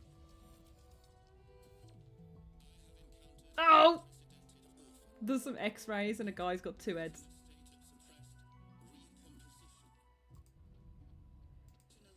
Okay, lots of atmosphere building with Kronos. I do feel like, and I'm so happy for Bloober Team, that they have earned their street cred back after doing Silent Hill 2, because as somebody who is a liker and a defender of Bloober Team games, you know, and sometimes they're imperfect, and they did have a reputation for a reason, but I'm so glad that they've got like an undoubtedly badass, great, well-made game under their belts to go along with their other stuff that's always conceptually interesting. I like Bloober Team. I like what they do, and I like that they exist. And I'm really excited to see a new IP from them now that they've, like, you know, they've gone, hey, we can do this. Shut up. Here's Kronos.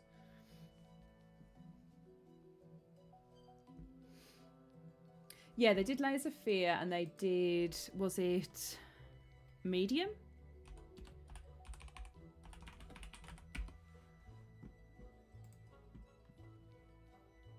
Let's go to their published. Oh, Observer as well, which is really good.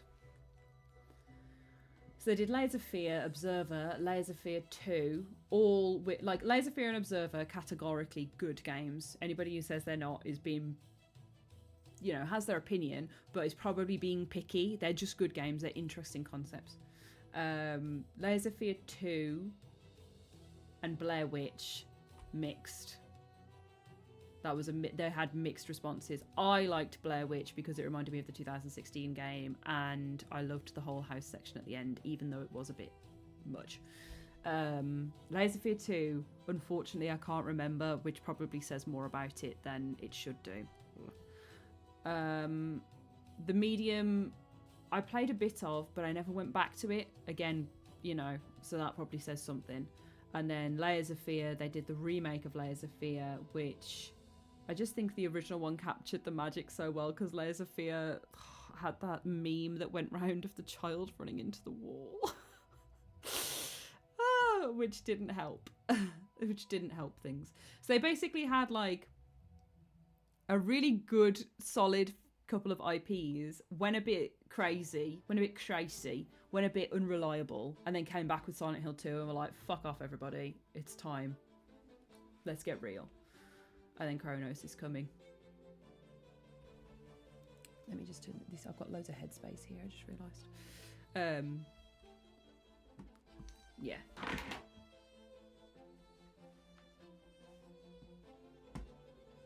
Certified Scott was Layers of Fear 2 was set on a boat. You know what? Maybe I don't remember it because I didn't play it then. I thought I had played it.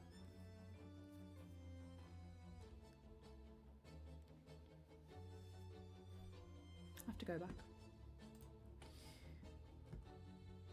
But yeah. I might have to go through their catalogue again and get my shit together to be able to talk about it properly. Ooh, a Plague Tale Legacy.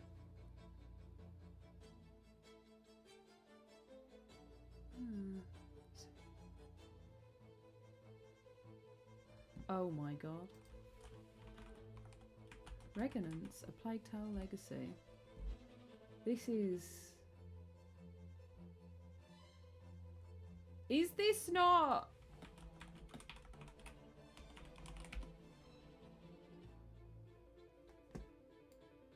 Sorry.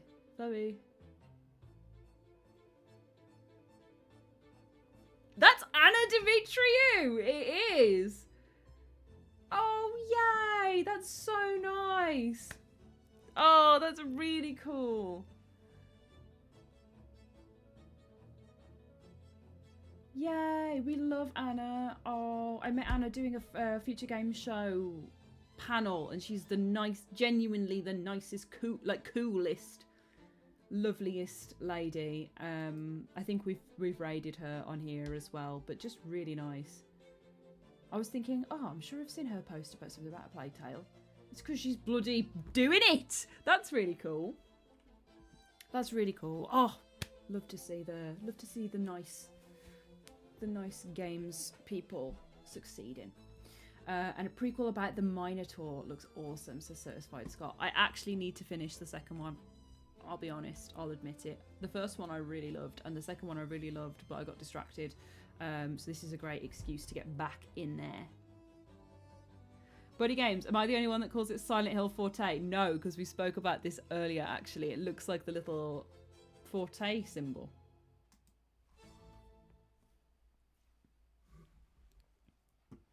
I need to get some better lighting in here, because when I get up close, the camera does its magic a bit and blurs me, but it makes me look really sweaty when I'm far away.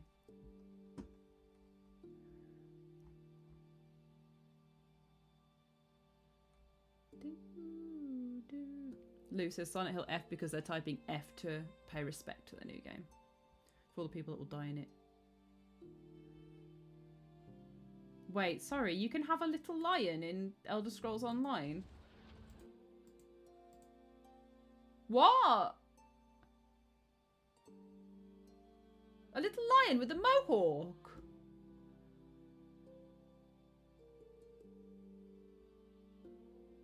And it joins you everywhere?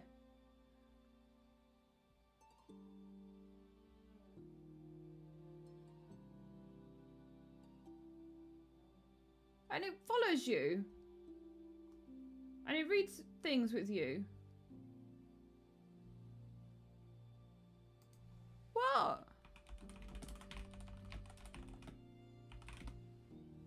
Is this new?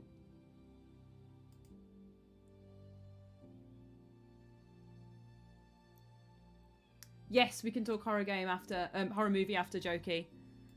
We're nearly done. I think. I need to look at this. I need to look at this cat. Excuse me. I gotta look at this cat.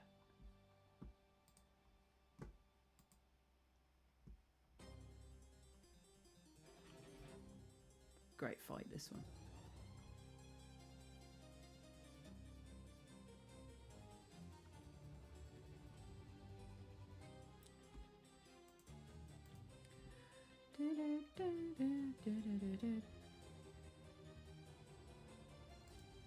Yeah, Mantis Lords are all women as well. Just love that.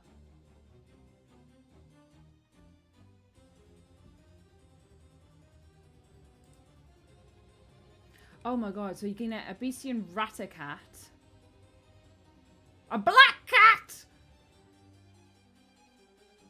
A house cat! Lots of other animals. There's 3 types of cat you can get.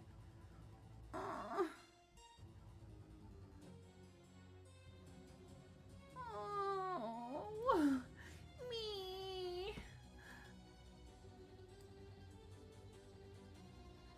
Looks like the black cat was only available in 2017 though.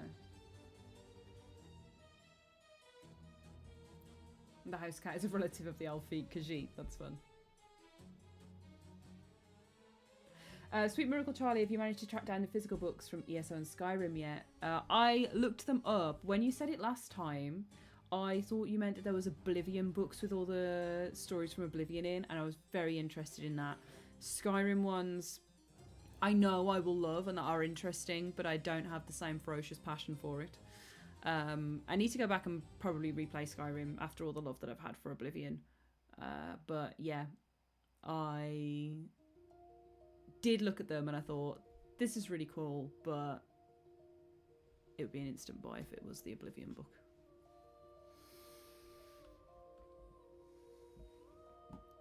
Yeah, Lord Shavron, I feel like Mantis Lords is the one where you actually, like, it does feel like the one where you've learnt enough to get there and know that it's like a parry situation. I agree. It felt like that for me as well. I've been wiggling my hands out today. I filmed a podcast earlier and I was like, right. That was from the Xbox Gaming Showcase and then PC Gaming Showcase. And then we've got the Future Game Show, actually. We'll do that one first. Future Game Show.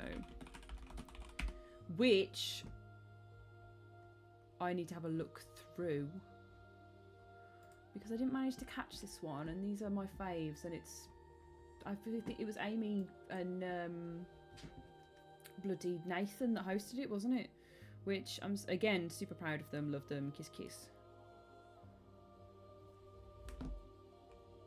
At least for a lot of the chatting around it, Amy, Nathan and Jules, I know we're doing their thing. It might have, this one, actually, I think they have the famous hosts, don't they? But the aftermath, the chatting and stuff they do together.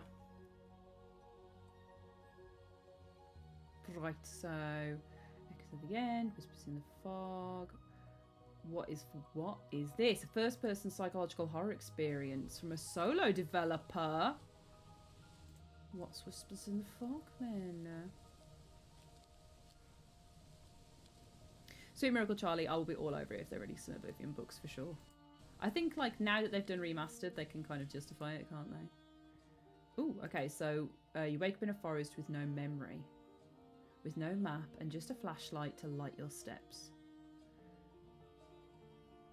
With the feeling You are always watched. There's literally no reason for this at all, but it reminds me a little bit of the newest Fatal Frames, like Made in Blackwater and kind of things that came to PlayStation as ports. I've literally just seen a Torii gate and a light that looks like classic Japanese style and some woods. Fatal Frame vibes. Is this Fatal Frame? Looks cool though. I don't think there's enough in that trailer to know what we're getting yet, but it is enough to be interested, which is a great way of announcing things. Sleep Awake, a psychological thriller. Directed by Corey Davis of Spec Ops: The Line and Robin Fink of Nine Inch Nails. A brand new trailer showcased the game's captivating blend of FMV and 3D, as well as its brain-melting industrial soundscape. I love FMV. Let's have a look. Oh, this looks weird. Ugh! There's a giant hill with a man's head on it. This looks like a little. This looks a little art house. It looks a little art house. Little art house game. Explorator, Constance, Titan Quest. Vale of the Witch, Lost Idollands.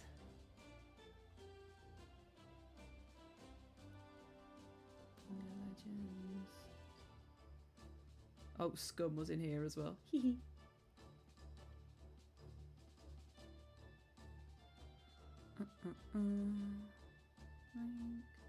Directive 8020 showed up in Future Game Show. Love Directive 8020 conceptually. Our sci-fi Dark Pictures games. This is the next one from Supermassive, the next one in the Dark Pictures anthology, and we're heading to space, baby. Starring Lashana Lynch as well. That's fun. A new trailer in Summer Showcase explored the game's Turning Points feature, which means you can rewind and change your choices, which they definitely trialled in the director's, the extended cut of The Quarry, because if you pre-ordered it, you could use a life to basically change your decision, which was really, really cool idea.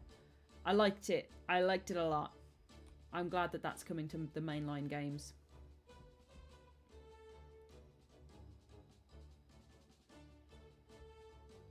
Hark the Ghoul. A low poly first person Souls-like.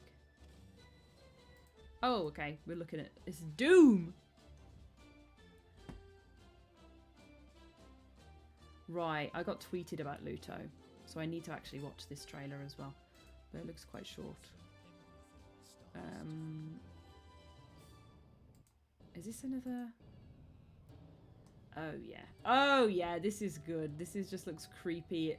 Exploring a creepy house with no threat of monsters like coming to kill you, but that might jump out and scare you. Is definitely up my bag. Up my bag. It's up my bag, that. Disgusting. Sorry.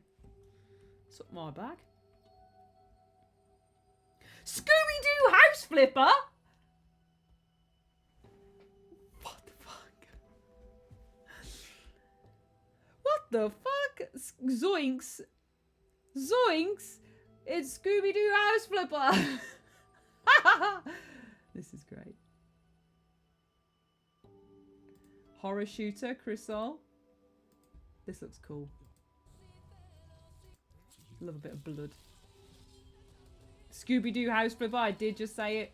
And our biggie as well, which I'm really glad to see. I've just scrolled to the end, so I didn't want to say it before, make sure it's there. But yeah, the one more thing is Ritual Tides. Ritual Tides is looking so good, and I love working with the guys to promote it and to talk about it. And if you are not looking at Ritual Tides now, go and look at it, get it on your radar, have a good dig into it, because it looks so good, and the people making it are genuinely really nice, lovely people as well. But yes, this trailer is just a tiny little glimpse into what they're doing, and the hyper realism is insane. It's out of this world. And if you join their Discord as well, you can see some sneaky behind the scenes stuff, some spoilers of monsters and everything. Honestly, I cannot wait to see the full stuff from Ritual Tides. And like I have been blessed with some sneaky peeks from working with them, and I can't wait. I can't wait. Because I think I would only want to work with and promote stuff if I really believed in it, and I do. Ritual Tides, I really do think it's really cool. I think it could really get people by the neck. I think it's going to get me by the neck. But yeah, it's a Lovecraftian horror game set in British Island as well, so it's proper British horror, which we like. And we get a gameplay reveal in August. I'm very excited for that. I think like gameplay reveals are always make or break, aren't they? It's like, okay, here's the serious moment. Okay, let's just double check PC Gaming Show.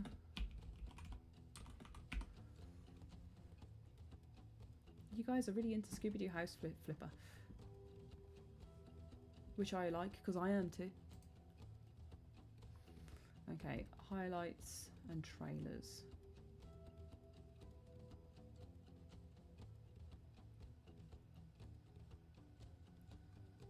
Just see if I recognise any names. No More Rooms in Hell 2, co-op horror action game. That's fun. New map.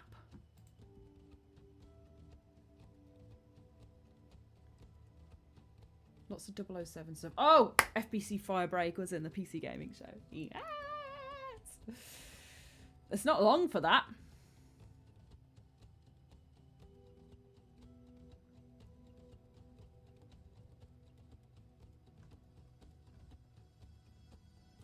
It's a multiplayer first-person shooter. I'm excited for it. I, it's not my wheelhouse, any sort of multiplayer online shooter stuff. But I'm excited to see it, to give it a go, to hopefully it becomes the one that breaks my curse, 3-player cooperative first-person shooter. Does it have I hope it has a big story, because that's my favourite part of Control.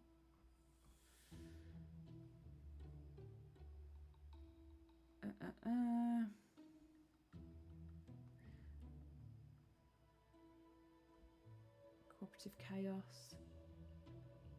Yeah. Paranatural as well, love that word. Yeah, you kind of deploy into missions. Interesting. Lord Chavron, I think I had friends interested, I would play it. Yeah. I think I'd see watching, and otherwise I'll watch people stream it. I think it would be a really fun one to stream because it's Control, it's all the good stuff. But yeah, I definitely get a bit more joy from streaming multiplayer stuff than I do playing it on my own. I say on my own, with people.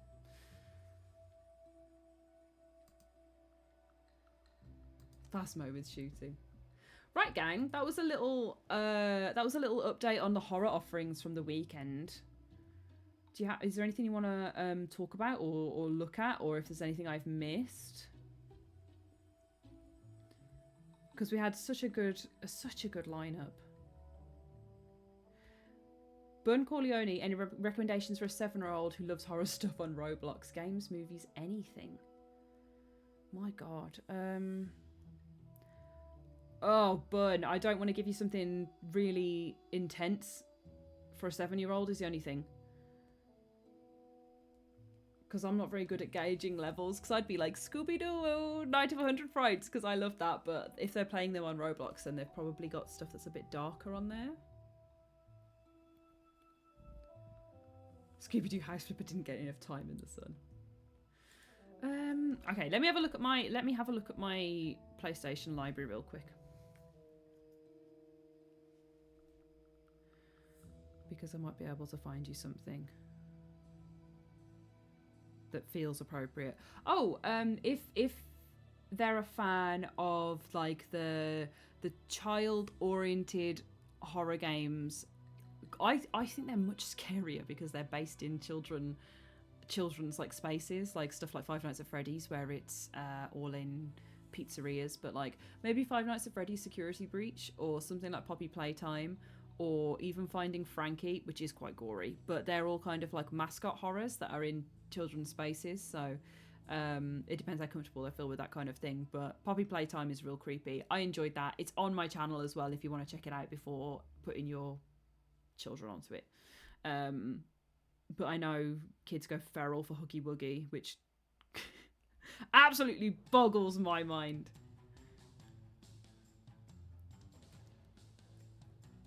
What else have we got? Yeah, I did like Poppy Playtime, but then again, I am 29, so I don't know what the comment is there. Fear the Spotlight as well was really good. We played that over on Patreon, but that's about two like high schoolers going around school. It's less scary. It's spooky, and there's like stuff to avoid and monsters and stuff, but it's very accessible. Like, I would recommend that probably for like a young teenager. I'd say Fear the Spotlight, definitely. I don't know. The thing is, I'm just not very good at gauging what's good for different age children. But Fear the Spotlight I thought was really nice, and is probably a nice one for that. Amanda the Adventurer is another like one that's in children's spaces, but it is a bit darker. I thought it was really cool though.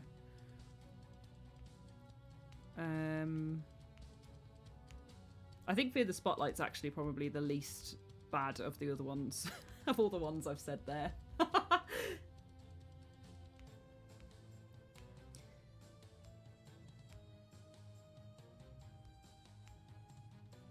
But definitely check them out and then see if they fit, because you know your child best in it.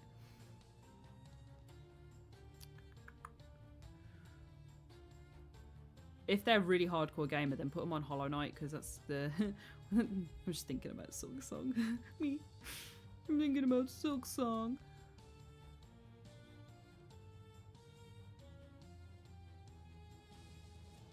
Crow Country is also nice graphically, because it's not like outright scary. It's not in your face. It's a bit isometric. But I would say it's a little more in depth. There's a bit more like, as in you've got to figure out what to do and solve puzzles and stuff. And I think sometimes puzzle solving in games that are Resident Evil coded, like Crow Country, can be really difficult, even as an old lady. So maybe not, but it is one maybe to take a look at. And things like Crow Country as well. I do think that might be quite hard. Trying really hard not to recommend like The Last of Us Part 2. Little Nightmares, that would also be a big recommendation. Little Nightmares, because 3's coming out this year, and Little Nightmares 1 and 2 are definitely spooky, but they are animated in a, I don't know, like a childlike wonder kind of way. Obviously there's scary stuff in there. The monsters are unnerving. That long neck woman lives with me in my brain. So yeah, you make the right choices for you. But Little Nightmares 1 and 2, and then Bramble the Mountain King fits into that mold as well, but I would say it's slightly more realistic because the thing that comes out the lake is horrible. But yeah.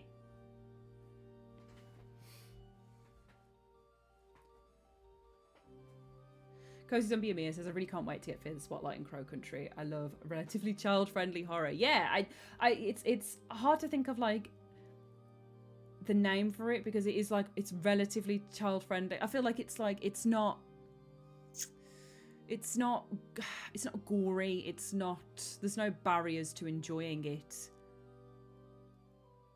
There's no barriers to enjoying its story or its combat or anything. There's not any worry of triggering things, but the concepts are still really strong, and there is still fear there as well. I don't know, I really like those that walk the line. It's like 12A horror in it, PG horror. Yeah, never heard of Java. Child-friendly horror is shaky, and it is hard to gauge, because at the end of the day, a parent is the only one who can make that call. I don't know any children. I know one children, and she hates horror.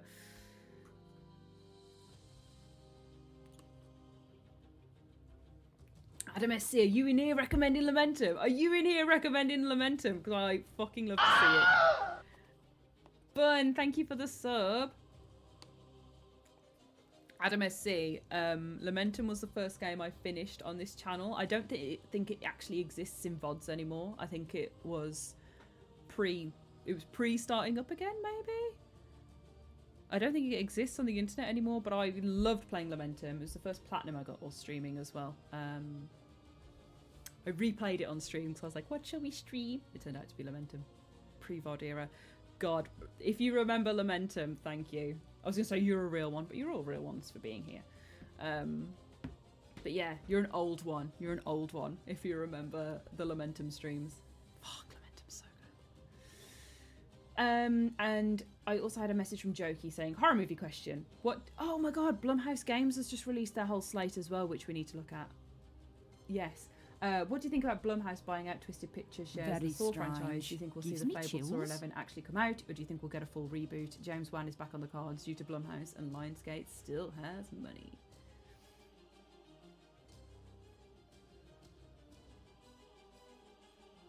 I called out Brow Rage. So, this is like a complicated asset merger question. But an interesting question, a good question to ask. Because I wasn't up to date on this. So Blumhouse has bought out Twisted Pictures shares of the Saw franchise. And James Wan is back on the cards due to Blumhouse. And Lionsgate still has money. The Lionsgate line is what's getting me here. So Blumhouse, we'll definitely still get Saw 11. I reckon. Let's have a look. Reports have Blumhouse in talk to buy the Saw franchise from Twisted Pictures. James Wan would get an ownership stake. Good. Because Wan merged with Atomic Monster. Okay, yeah. Bleep, bleep, bleep. Okay, and it's already broke down once already, but they're trying again. Again. Sorry, I don't know why I'm talking like this. I presented Twisty Mark's Mark Berg and Oren Coolers. Did an interview with him back in the day. Lionsgate will continue to be involved as a partner and owns 50% of the franchise. Okay, so Lionsgate would own 50% and Twisted Pictures own the other 50%, which is being bought out by Blumhouse. I see. So, I think... I don't know, Lionsgate are really reliable. I love a Lionsgate horror film, and I love what they do with horror. I think they've put out interesting stuff. Especially as a big blockbuster company. So and Saw is always going to exist. People are always hungry for more Saws, and it's not like Twisted Pictures don't want to make more Saws. It's that they want to make money, which is absolutely fine. And Blumhouse as well are not going to buy an IP just to sit on it. Absolutely not. They never have really done that. I don't think in my memory of seeing them work with stuff. I think if Blumhouse is buying an IP, it's to make money off it. And if you look at their history of releasing sequels to things and franchising things, Saw would fit very neatly into that. The only thing I would say is Blumhouse's whole dealio is kind of being the AA horror movie realm, or it was originally what in games we'd call AA horror. It was like premium indie movies, so like indie movies, but still with like $1 million or $2 million, £3 million budget, which is very small in terms of Hollywood movie making. But having like making films with a $2 million budget, and kind of championing ideas from that angle and really reinvesting back into the genre, and then like franchising them out if they're successful. So to take on Saw is kind of the antithesis of what they started out as, because Saw is like multi-million, like tens of multi-millions of pounds, massive franchise, massively well known, loads of money in it. But Blumhouse is bigger than ever. Blumhouse, I think this is also a good thing, because you can't say the same thing forever. And they've got loads of money and success, and they've opened their gaming arm, which does the same thing that they were doing for films, but in game format now, where they give lots of money to developers to realise their ideas without too much interference from above. I think Blumhouse are really special and really good for the horror genre. I think a lot of their stuff, aren't my favourite films, but that they exist and that they've been made is important and good and cool. I think if they're getting Saw, it's probably in safe hands, especially because James Wan will still be around as well. Getting James Wan a ownership stake is lovely and deserved, and you know, I would love to see more from his mind and his thoughts and feelings, and him producing, directing again would be nice. So yeah, I don't think it's a bad thing at all. Never heard of Jarvis, a six-figure budget hardly screams indie. Exactly, that's what I'm saying with Saw, innit? But back in the day... Oh, wait, sorry, you're talking about just like $1 million. Yeah, it hardly screams indie. I know, but the alternative answer. The world of filmmaking is so expensive. This is why I say it's like the double A premium indie sort of idea. People would argue with that. People would probably disagree with it. But they definitely championed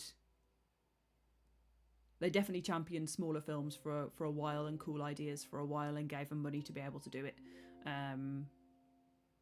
Like an indie is an indie at the end of the day. It's not going to be picked up by or not going to be published by a known producer, because then they're an indie. But then people think of A24 as like the indie production company, and it's not. It just does art house films that would be indies if A24 didn't pick them up.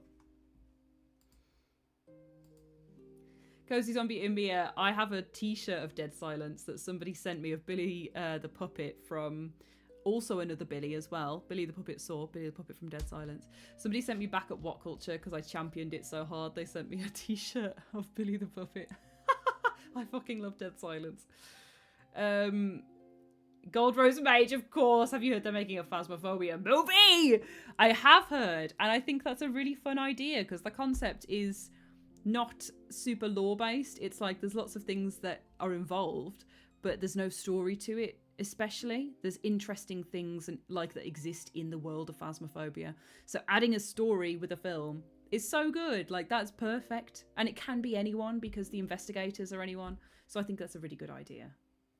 It's a sort of game that being made into a film adds to the world rather than rehashes it or changes it. A Phasmophobia film is going to add something. It's going to add a story that we wouldn't be able to see otherwise.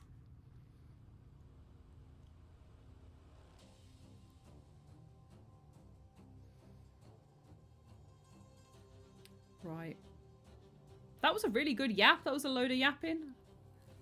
I was a bit scared. I was a bit scared of yapping because last time I came on and I had my cry, I was like, I'm going to cry again. If I ever turn the camera on, I'm never going to be able to stream again. And I had a little freak out earlier.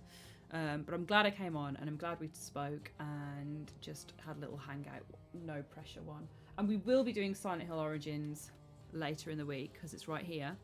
I had kept it on my desk to show you because I was like, it's here.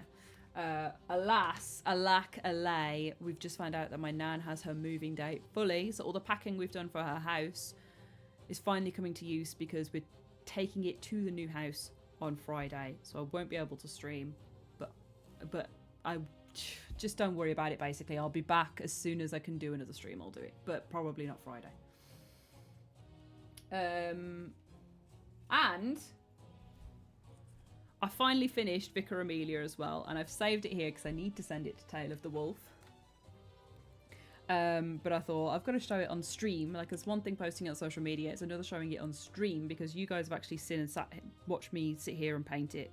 But I had one more session by myself painting it because I just kind of wanted to freak out on my own a bit. And this is how it's come out. So this is the final Vicar Amelia product with Posca pens and a background and mixing bits and pieces in with it.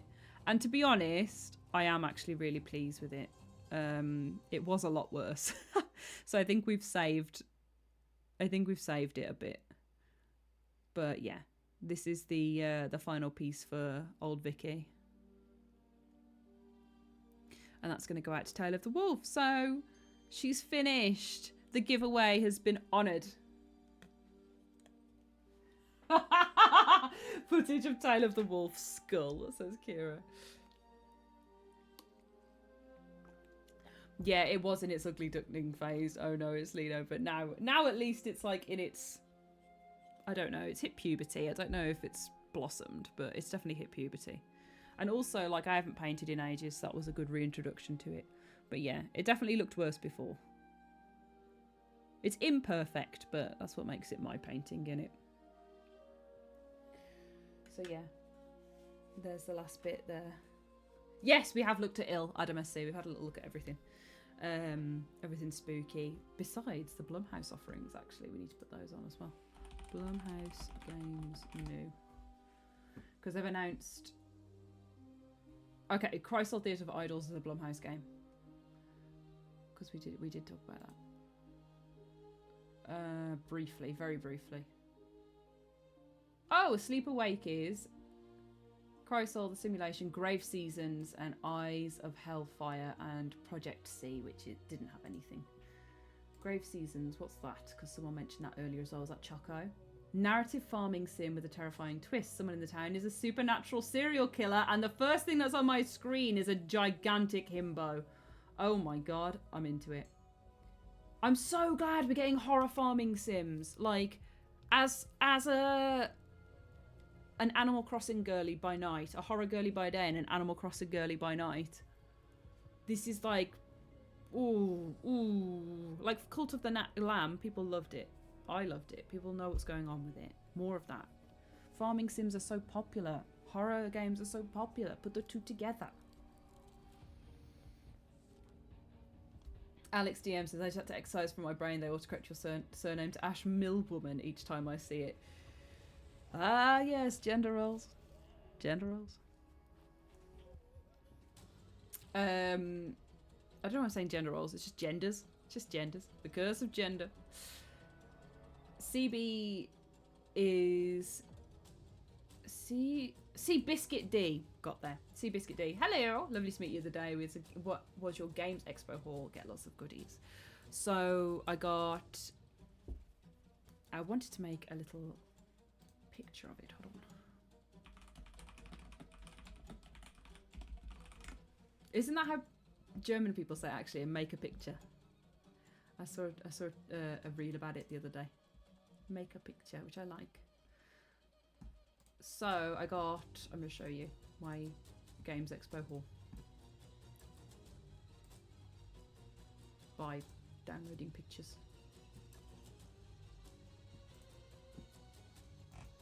That was the mouse.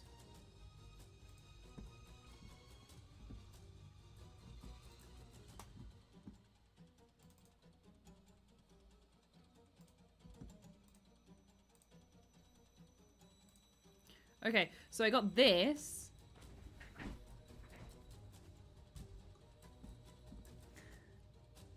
Which is Escape from the Dark Castle. I got this from the second-hand market. Because they're, so if you guys don't know what UK Games Expo is, it's a big board game convention with all sorts of fun things. I think I said that I went earlier in the video. It's a big board games expo. It's one of the biggest. There's loads of things you can see and play, and then there's loads of things that are like art related to board games as well. So prints, key rings, loads of dice, RPG stuff. People launch their new games there, so you can go and check out stands and they'll tell you how to play. There's gaming nights, there's shows, there's all sorts, and then there's also a big bring and buy section which you have to queue up for like an hour to get into, where people bring their games that they want to sell and you can buy them at discount prices. So this is my haul from the bring and buy. I only bought two things. I bought Escape from the Dark Castle because I'd heard really good things about it and I loved the art. The nice monochromatic art I thought was really cool, and it was like 20 quid. It was something ridiculously affordable. I was like, okay, cool, 20 quid, and someone else gets to spend some money at the show. Let's go. So I got that and this, which I have already played and like, so I was like, I'm gonna get it for me because I've only played it at other people's houses and I want a copy to make people play with me, which is Betrayal at the House on the Hill. Oh, that's really small. There we go. Betrayal at the House on the Hill, which is basically, it's like this is a ongoing haunting, basically. You go around a haunted house, uncover all of the tiles to see what's in each room, and as things kind of go wrong and events happen, you become more likely to uncover a haunting. And then once you get to the haunting, usually one of your people gets possessed. You might not, but usually someone gets possessed, and then you have to fight against your friend with your team to try and clear the house of the curse. And there's betrayal at Baldur's Gate as well. That's the one that I have. It's the one I bought for my dad because it's a Dungeons and Dragons based one. But it's originally a horror based game. So I was like, you know what? I deserve this. And this was super duper cheap. This was cheaper than Escape from the Dark Castle. And it was a bit of a battered box, but who cares? And it was second edition because I wasn't sure which one to get. As there was a second edition and a third edition. And a really kind man came over and was like, you look like you're confused. And I was like, internally I was like, oh, I'm not, I'm just debating. And he was like, no, sorry, I mean, like, you look like you need help picking which one. I was like, I do. Okay, yes. And he told me the second one was really good and that it had some really good haunts in it and that it was a good one to go for. So I was like, hell yeah. I made lots of friends with older men, I can't lie. I was trying to all of them. Love a good yap. Because they've played them for years as well. So we going to the UK Games Expo. But yeah, got this. And then... Oopsie. What else did I get? I bought a few arty bits. Oh my god. Hold on. Can you wait here a second? I'll go and get it. Can you wait here? Can you just wait here a second?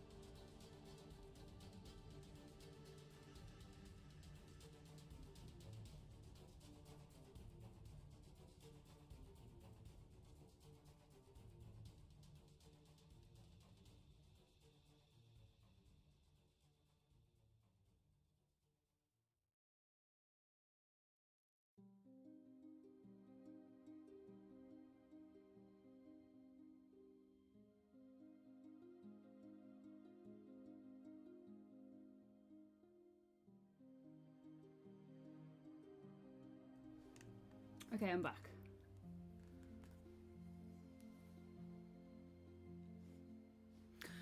So,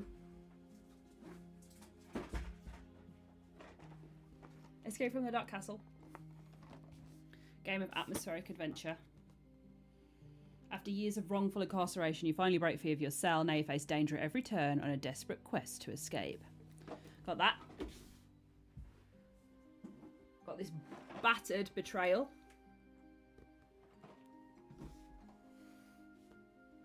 And then the other thing I got, this was the most expensive thing that I bought. And I say I bought. I did have a bit of a... What the fuck? How's that happened? I did have a bit of a a spend of my dad's credit card because he was like, "Oh, we're at the Games Expo. You can have what you like," which was nice. Somebody's messed with this and bashed it, and it wasn't me. But yeah, this is the other thing I got, or my dad got for me. Thanks, Dad. Was Don't Play This Game, which is a solo RPG, a solo horror RPG. The guy looked at me and and I was dressed like a goth. He looked at me and went, it's kind of like if you entered your own found footage Blair Witch adventure. And I was like, Just give me the game. Just shut up. Fuck off. Give me the game. So yeah, it was. It was like a journal. It's like a journaling version of a found footage horror game. And it's called Don't Play This Game because you get cursed when you start it. So, and I wasn't sure if I was going to play this on my own or on stream. It's probably more likely I'm going to play it on my own, so I don't want to tease you. But if I play it and it gets really good and interesting, then I might do a bit with you guys. But it's like a journaling exercise. So you have your record, which you write everything in. And they were doing it as like a bundle together. So I got the record and the dice because there's an event that's hidden in the dice as well. And then you have to kind of write things in it and fit it out and try and get rid of a curse that you've been given at the start of the book. Yeah, he absolutely did read me like a book. It was diabolical. I was like, he literally said found footage, and he said another word as well, but like found footage journaling game, like Blair Witch meets something. I can't remember it, but it was literally as if somebody pitched to me. I was like, come on. Come on. Let's just take the plastic off this bit. I don't know how it's gotten so badly bashed. That's really annoyed me because I've kept it on top of my wardrobe to keep it secret, keep it safe. You pass it on afterwards as well, or you can pass it on. So you can play it again as a new character. Or you can pass it on with all of your notes and everything, and it's kind of like someone's discovered your death journal. Let's play a game. And then they're kind of, this stuff gets influenced like a legacy. But like, look how cool it is. And best part, you can play it on your own. So you can play it with other people and kind of do the adventures and tasks together. But it gives you things to do as well, where it's like you need to go out and get a picture of this or go hiking. This is what the guy said in the pitch to me anyway, so we'll see. That's really annoying. That's really, really annoying. I'll have to put a sticker on it or something because it's pissed me off. Yeah, and there's the record on the dice. So that was good. And then for my D&D babies, I went a bit ham on the D&D stuff. So bought this, obviously. Superior bag of holding, and it's quite a big chunky tote bag actually. Look at the bottom. There's loads of, it's like I've got a wide bottom. So it's just a good tote bag for carrying things. I don't know, I was dead like, oh, that's cool. So we've got a superior bag of holding. This is from Crow and Crown, by the way. Is the brand if you want one. And then I went to Fabled Rolls and I bought this dice bag, which basically it has like a bunch of segments in it to put all your different dices in. And then what did I buy? I bought me and my D&D gang each a tiny dice set in the colours that I thought matched the characters. So we've got a little one of these. I bought these. The D&D stuff I all bought. No credit card for me on this one. Actually, that's a lie. My dad bought these ones because they were skull dice. Bless him. They got like little skulls as the faces, and they're metal, like catacomb dice. Just very cool.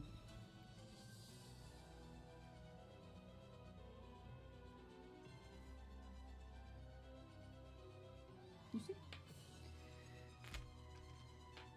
So I got one of the colours of each of those, and then mini dice for me, and then I bought some mini dice for my gang. And also, I was like, I want to get a set of dice for me, but I don't know what. And I went to a stall. And she was giving it goes on her special spinner for 50p, and the go on the special spinner was you can not a special spinner. You can have a go on the special dice challenge where if you roll a natural 20, then you get to pick a set of dice or a dice tray. And I only had a pound coin. I was like, oh, I'll just have one go. And she was like, oh, I'm so sorry, I don't have any change. I was like, oh, it's all right, I'll have two then. And she was like, no, have this instead. So she gave me the snail and dice because I was like, oh, it's fine. And she was like, here you go, have this. And I was like, okay, I'm going to use this to roll. And it's like this sparkly dice with a snail that it sits on. And I rolled a natural 20, which is bonkers, which meant, and I won a pack of dice for it. So I got this. These, which are like sparkly, shiny. They're quite pinky, and then the ink is red. But I picked these ones as my special for my lucky roll. Funnily enough, really weird. I didn't realise this at the time because I'd wandered off from my dad and his credit card for a bit at this point. When I was doing this, I wandered off, and when I came back, I was like, "Did you know I just won the dice challenge thing on that lady's stall?" And he was like, "Did you?" I was like, "That's weird because I won it last year. I rolled a natural 20 first go as well." I was like, "What?" So it was like the Millman magic came in. But yeah, it was weird. It was weird. I was like, I was very impressed with myself, and then my dad was like, "Yeah, I did it too." So. And then my dad, bless him, also got me this, which is a little dice holder. And it has my dice for my current character in at the moment, which is like mossy skull dice, which I don't know if you can see properly. These were a gift from a friend. I got lots of lovely gifted dice in here. I've got Megan's specials in here as well. Megan's Curiosity die. And she sent me gorgeous sets as well, which is like a pink and purple sparkly, and then like a horror spooky. This one has eyes on, and they all have like, it's an encapsulated ice, so they're really cool. Megan made those. And then yeah, these ones that I'm using for my character, my friend got me, and it's a little skull with some moss. There you go. Yeah, next year your mom has to roll. I think my mom would literally rather get sent to jail for 1,000 years than attend one UK Games Expo.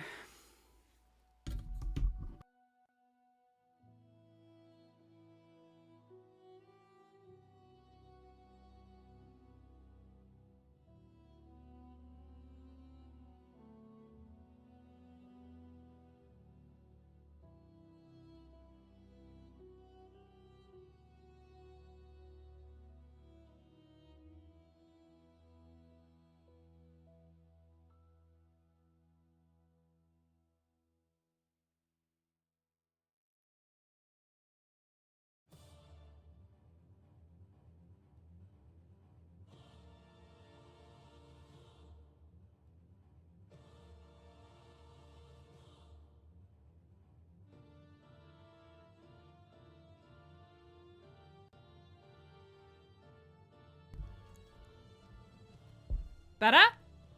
Can you hear me? Yeah, I think I elbowed the mic as well, Ludens. There we go. Back again. But yeah, I was just, what I was saying was, this was the first store that I went to. I saw it, and this is where my lovely, kind, beloved father went, ooh, my credit card's here to be bashed. I've saved some money to go to the UK Games Expo. So I was like, well, I'm having that then. And bless him. Thanks, Dad. And it was this key ring. And 10 points to the person who can name the game it's from.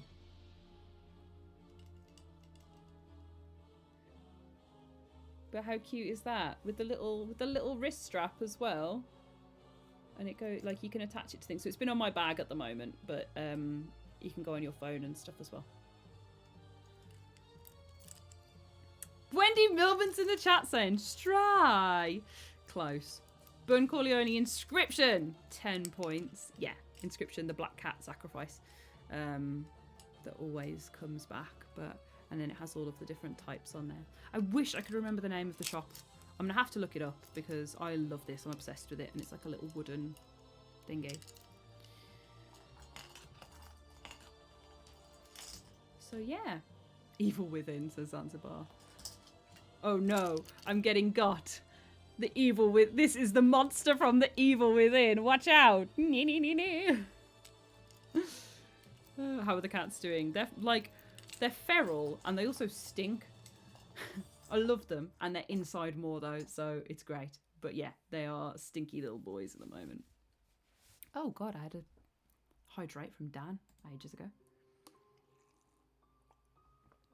But yeah, that was the Games Expo haul. Escape from the Dark Castle, Betrayal House in the Hill, and Don't Play This Game were the games that I got. And then, yeah, the D&D haul, which was dice, dice bag, and bag of holding. And then a little dice box to keep one set in. And then this was my Ulterior Gaming purchase because I thought it was really cute.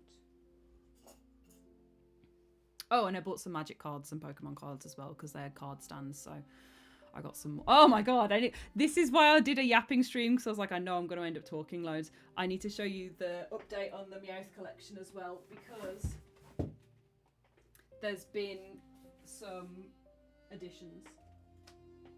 Also, I don't know if I showed you guys, but I also collect Skitty cards now in this tiny little booklet because they are so cheap. So I got my tiny Skitty book.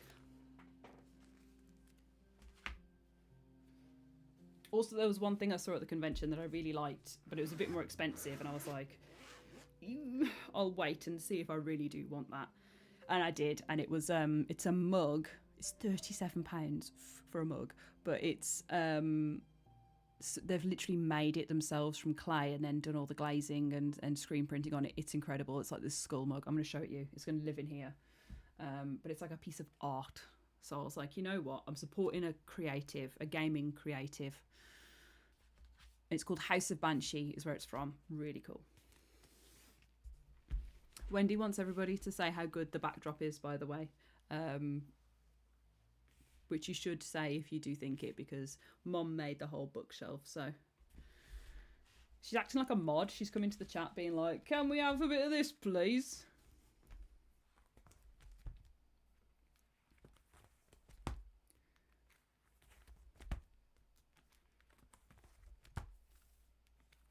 Right, where are we going to? So, there you go. This will keep her going. Thanks, gang. In new to the Meowth collection from Destined Rivals, I pulled this. Westy sent me some Destined Rivals packs, which was really kind of her. And I pulled a Meowth. So we've got a freshly pulled Meowth, and she also sent me this that she pulled herself, which I am very indebted for. But look how cute this is. The full art Meowth. So thank you very much, Westy. I love him. He's so sweet. And yeah, so this is what this pages are looking like at the moment. There's that one card that I have like every piece of art for, and then all the others as well. What a weird tarot card, says Joshua. And then what else have we got that's new? Because a bunch... Oh my god, I didn't show you guys these. I got these ages ago. This is a proxy, aka a fake card of a card I'm never going to be able to afford because it costs $3,000. And it's so fake and I love it so much. Look how horrible it is. So I have that. I have that one. And the corresponding one for Giovanni as well to fill the gap. Who else is new? Who else is new? I don't think I showed you guys this one. I got him from a card convention. Nope, not this one. I got him from a card convention. I think I did show you. This was a while ago. This was the Wolverhampton one. Really good condition. So I'm mainly on Persians now. I'm pretty sure I have all the Meowths. So I'm finishing up Persians at the moment. And we are scrolling through these two from the new set. Persian X and Persian X Alt Heart. Look how cool they are.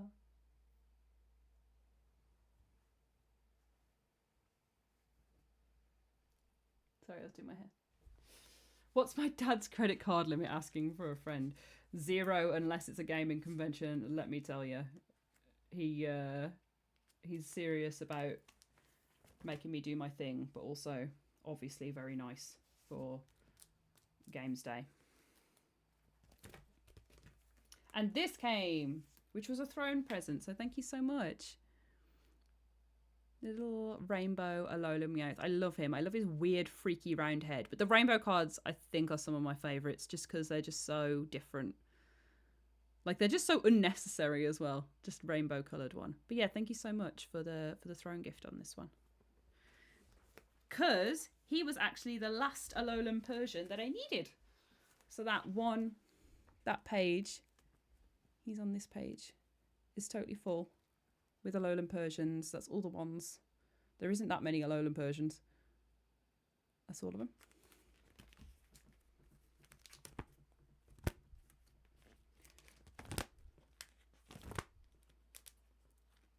And I bought a sticker as well. I bought a Meowth sticker.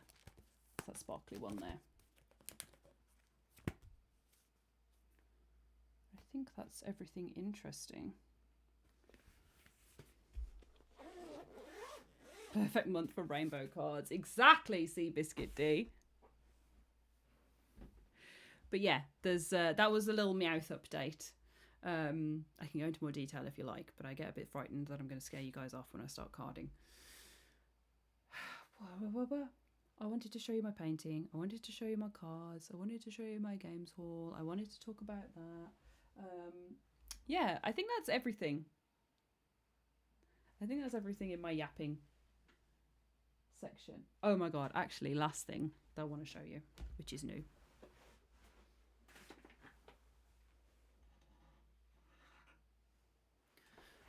So if you look down here, you'll see that my purchases from the crystal shop are here, because obviously I've already bought some things. But this this came up. It's moss agate, and it came up when on my first shift when we were doing the live streams, and somebody commented that, oh my god,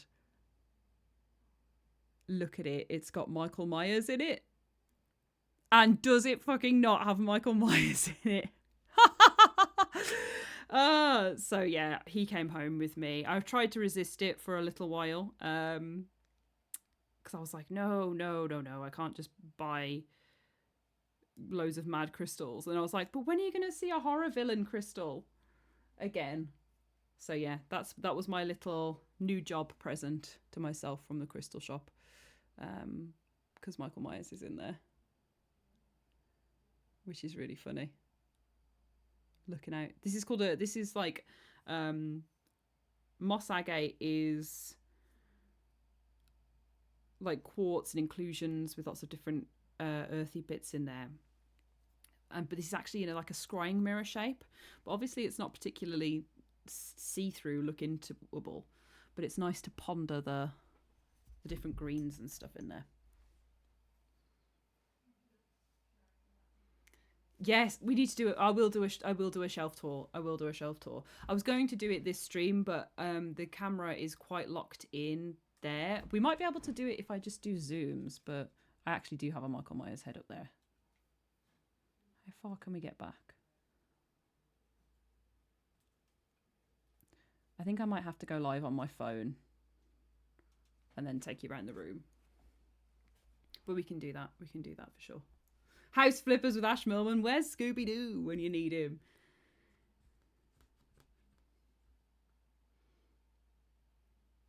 But yeah, I think I'm going to leave it there, gang. Oh, has Hollow Knight stopped? You guys didn't tell me.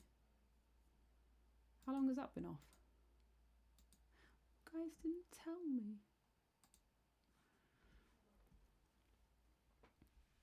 Right. Thank you so much for coming and hanging out and just letting me gob off.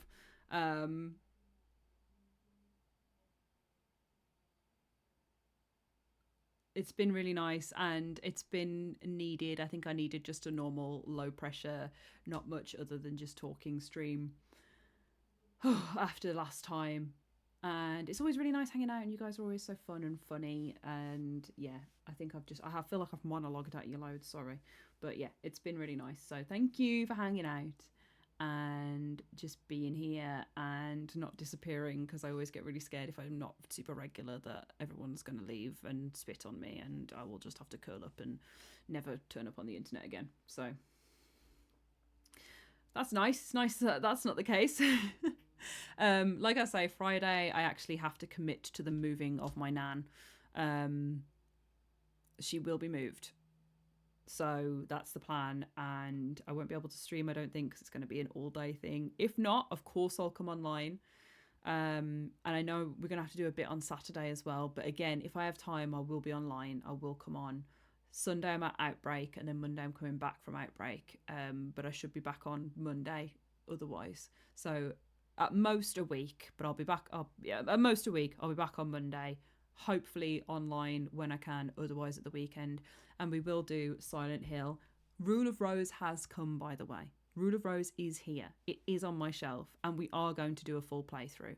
So now that I've kind of nipped Patreon posting and Patreon streams in the bud, maybe that's something we can do as kind of like a bonus stream, one month. As a monthly bonus stream section, we can do something a bit different, which will be smashes or passes or like jumbo game playthroughs or something else, even though those happen naturally anyway. We'll see. I'm trying not to put too much commitment onto anything and just feel it out whilst I'm still having a bit of a freak out, because realistically, like, I'm not very well at the moment. I'm not good, is the truth. I am good, I'm fine, like, you know, this is fine, but like mentally it's not good at the moment, and that's okay. It feels weird saying it, so usually I'd be like, oh yeah, but no, it's shit. It's really fucking shit. And this has been a nice reprieve from it, because I've literally been curled up this afternoon, unable to do anything, and then I've been like, but I will stream, I will get up and I will fucking stream. So yeah, it's good to have that in there as well.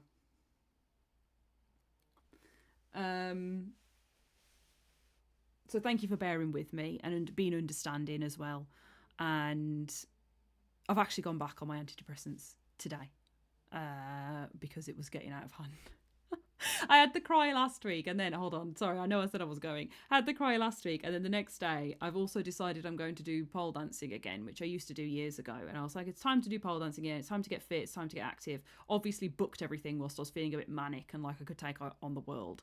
And turned up to this class, found it really hard, and then couldn't like articulate my feelings about struggling with strength. And so the guy came up to me, and he's in the... this man is in the tiniest thong you've ever seen in your life. Literally, he was getting up on this pole and spreading his legs into like this V position and like holding himself up in crazy like really strong, powerful moves. And I was like staring straight down the barrel of his hoop because it was out. And he came up to me and was like, all right, darling, let's do this, that, and the other. And I was like, I'm just... So I started fucking weeping in the pole class. Weeping whilst trying to shake my ass, which is canonically much funnier than on Twitch. But yeah, the crying has got to stop. But it was it was really funny that I was trying to cry and get through it. I was trying to get through it whilst not crying and not succeeding. So he was like, go in the back and sort yourself out. Like, it's fine. Don't worry. He was so nice. He was so nice about it. He was like, you're literally not a pole dancer if you haven't cried in the studio. And I was like, thanks. So I went into the back and was crying and tried to leave. And one of the other girls in the class came and took me out and was like, look, what's up? Talk to me. Let's have a chat. And she had recently also changed her pills and totally understood where I was coming from and gave me the biggest pep talk I've ever had in my life. And I was there weeping with my ass jiggling, trying to swing myself round, and she's there like, do this, you've got this. I'm like, I'm sexy and I'm sad. So yeah, that was that.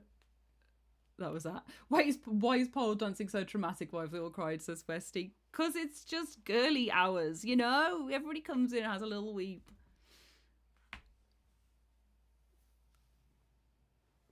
But yeah, that was what happened afterwards. And then I've had a few different cries. Oh my god, today I had a bad one because I recorded a podcast with the wonderful Coach Marv, who was really lovely.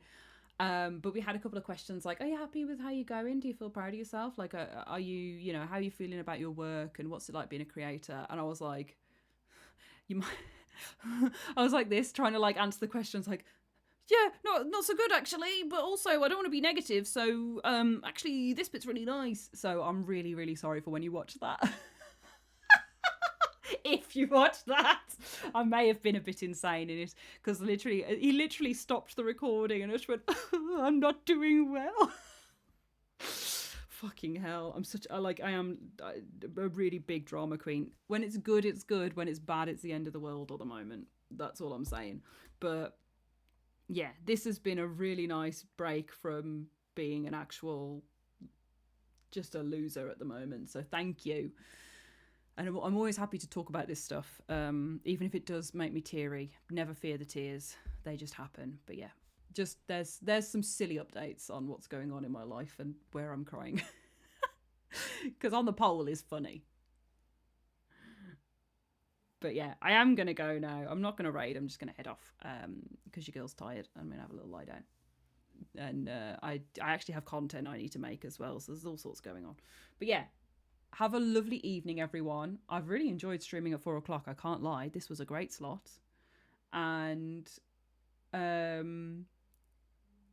yeah, I'll see you soon. I'll see you Monday latest. I'll endeavour to post more scheduling in the Discord going forward, even if it's just nothing's happening or I'm a bit all over the place. Let's see. I'll try and get something in every Monday, Sunday or Monday, so that we're getting used to that as a thing. Scheduling and commitments, baby. But all right. Have a fabulous night. Have a fabulous week, and I'll see you very soon. Thank you. Bye. Oh.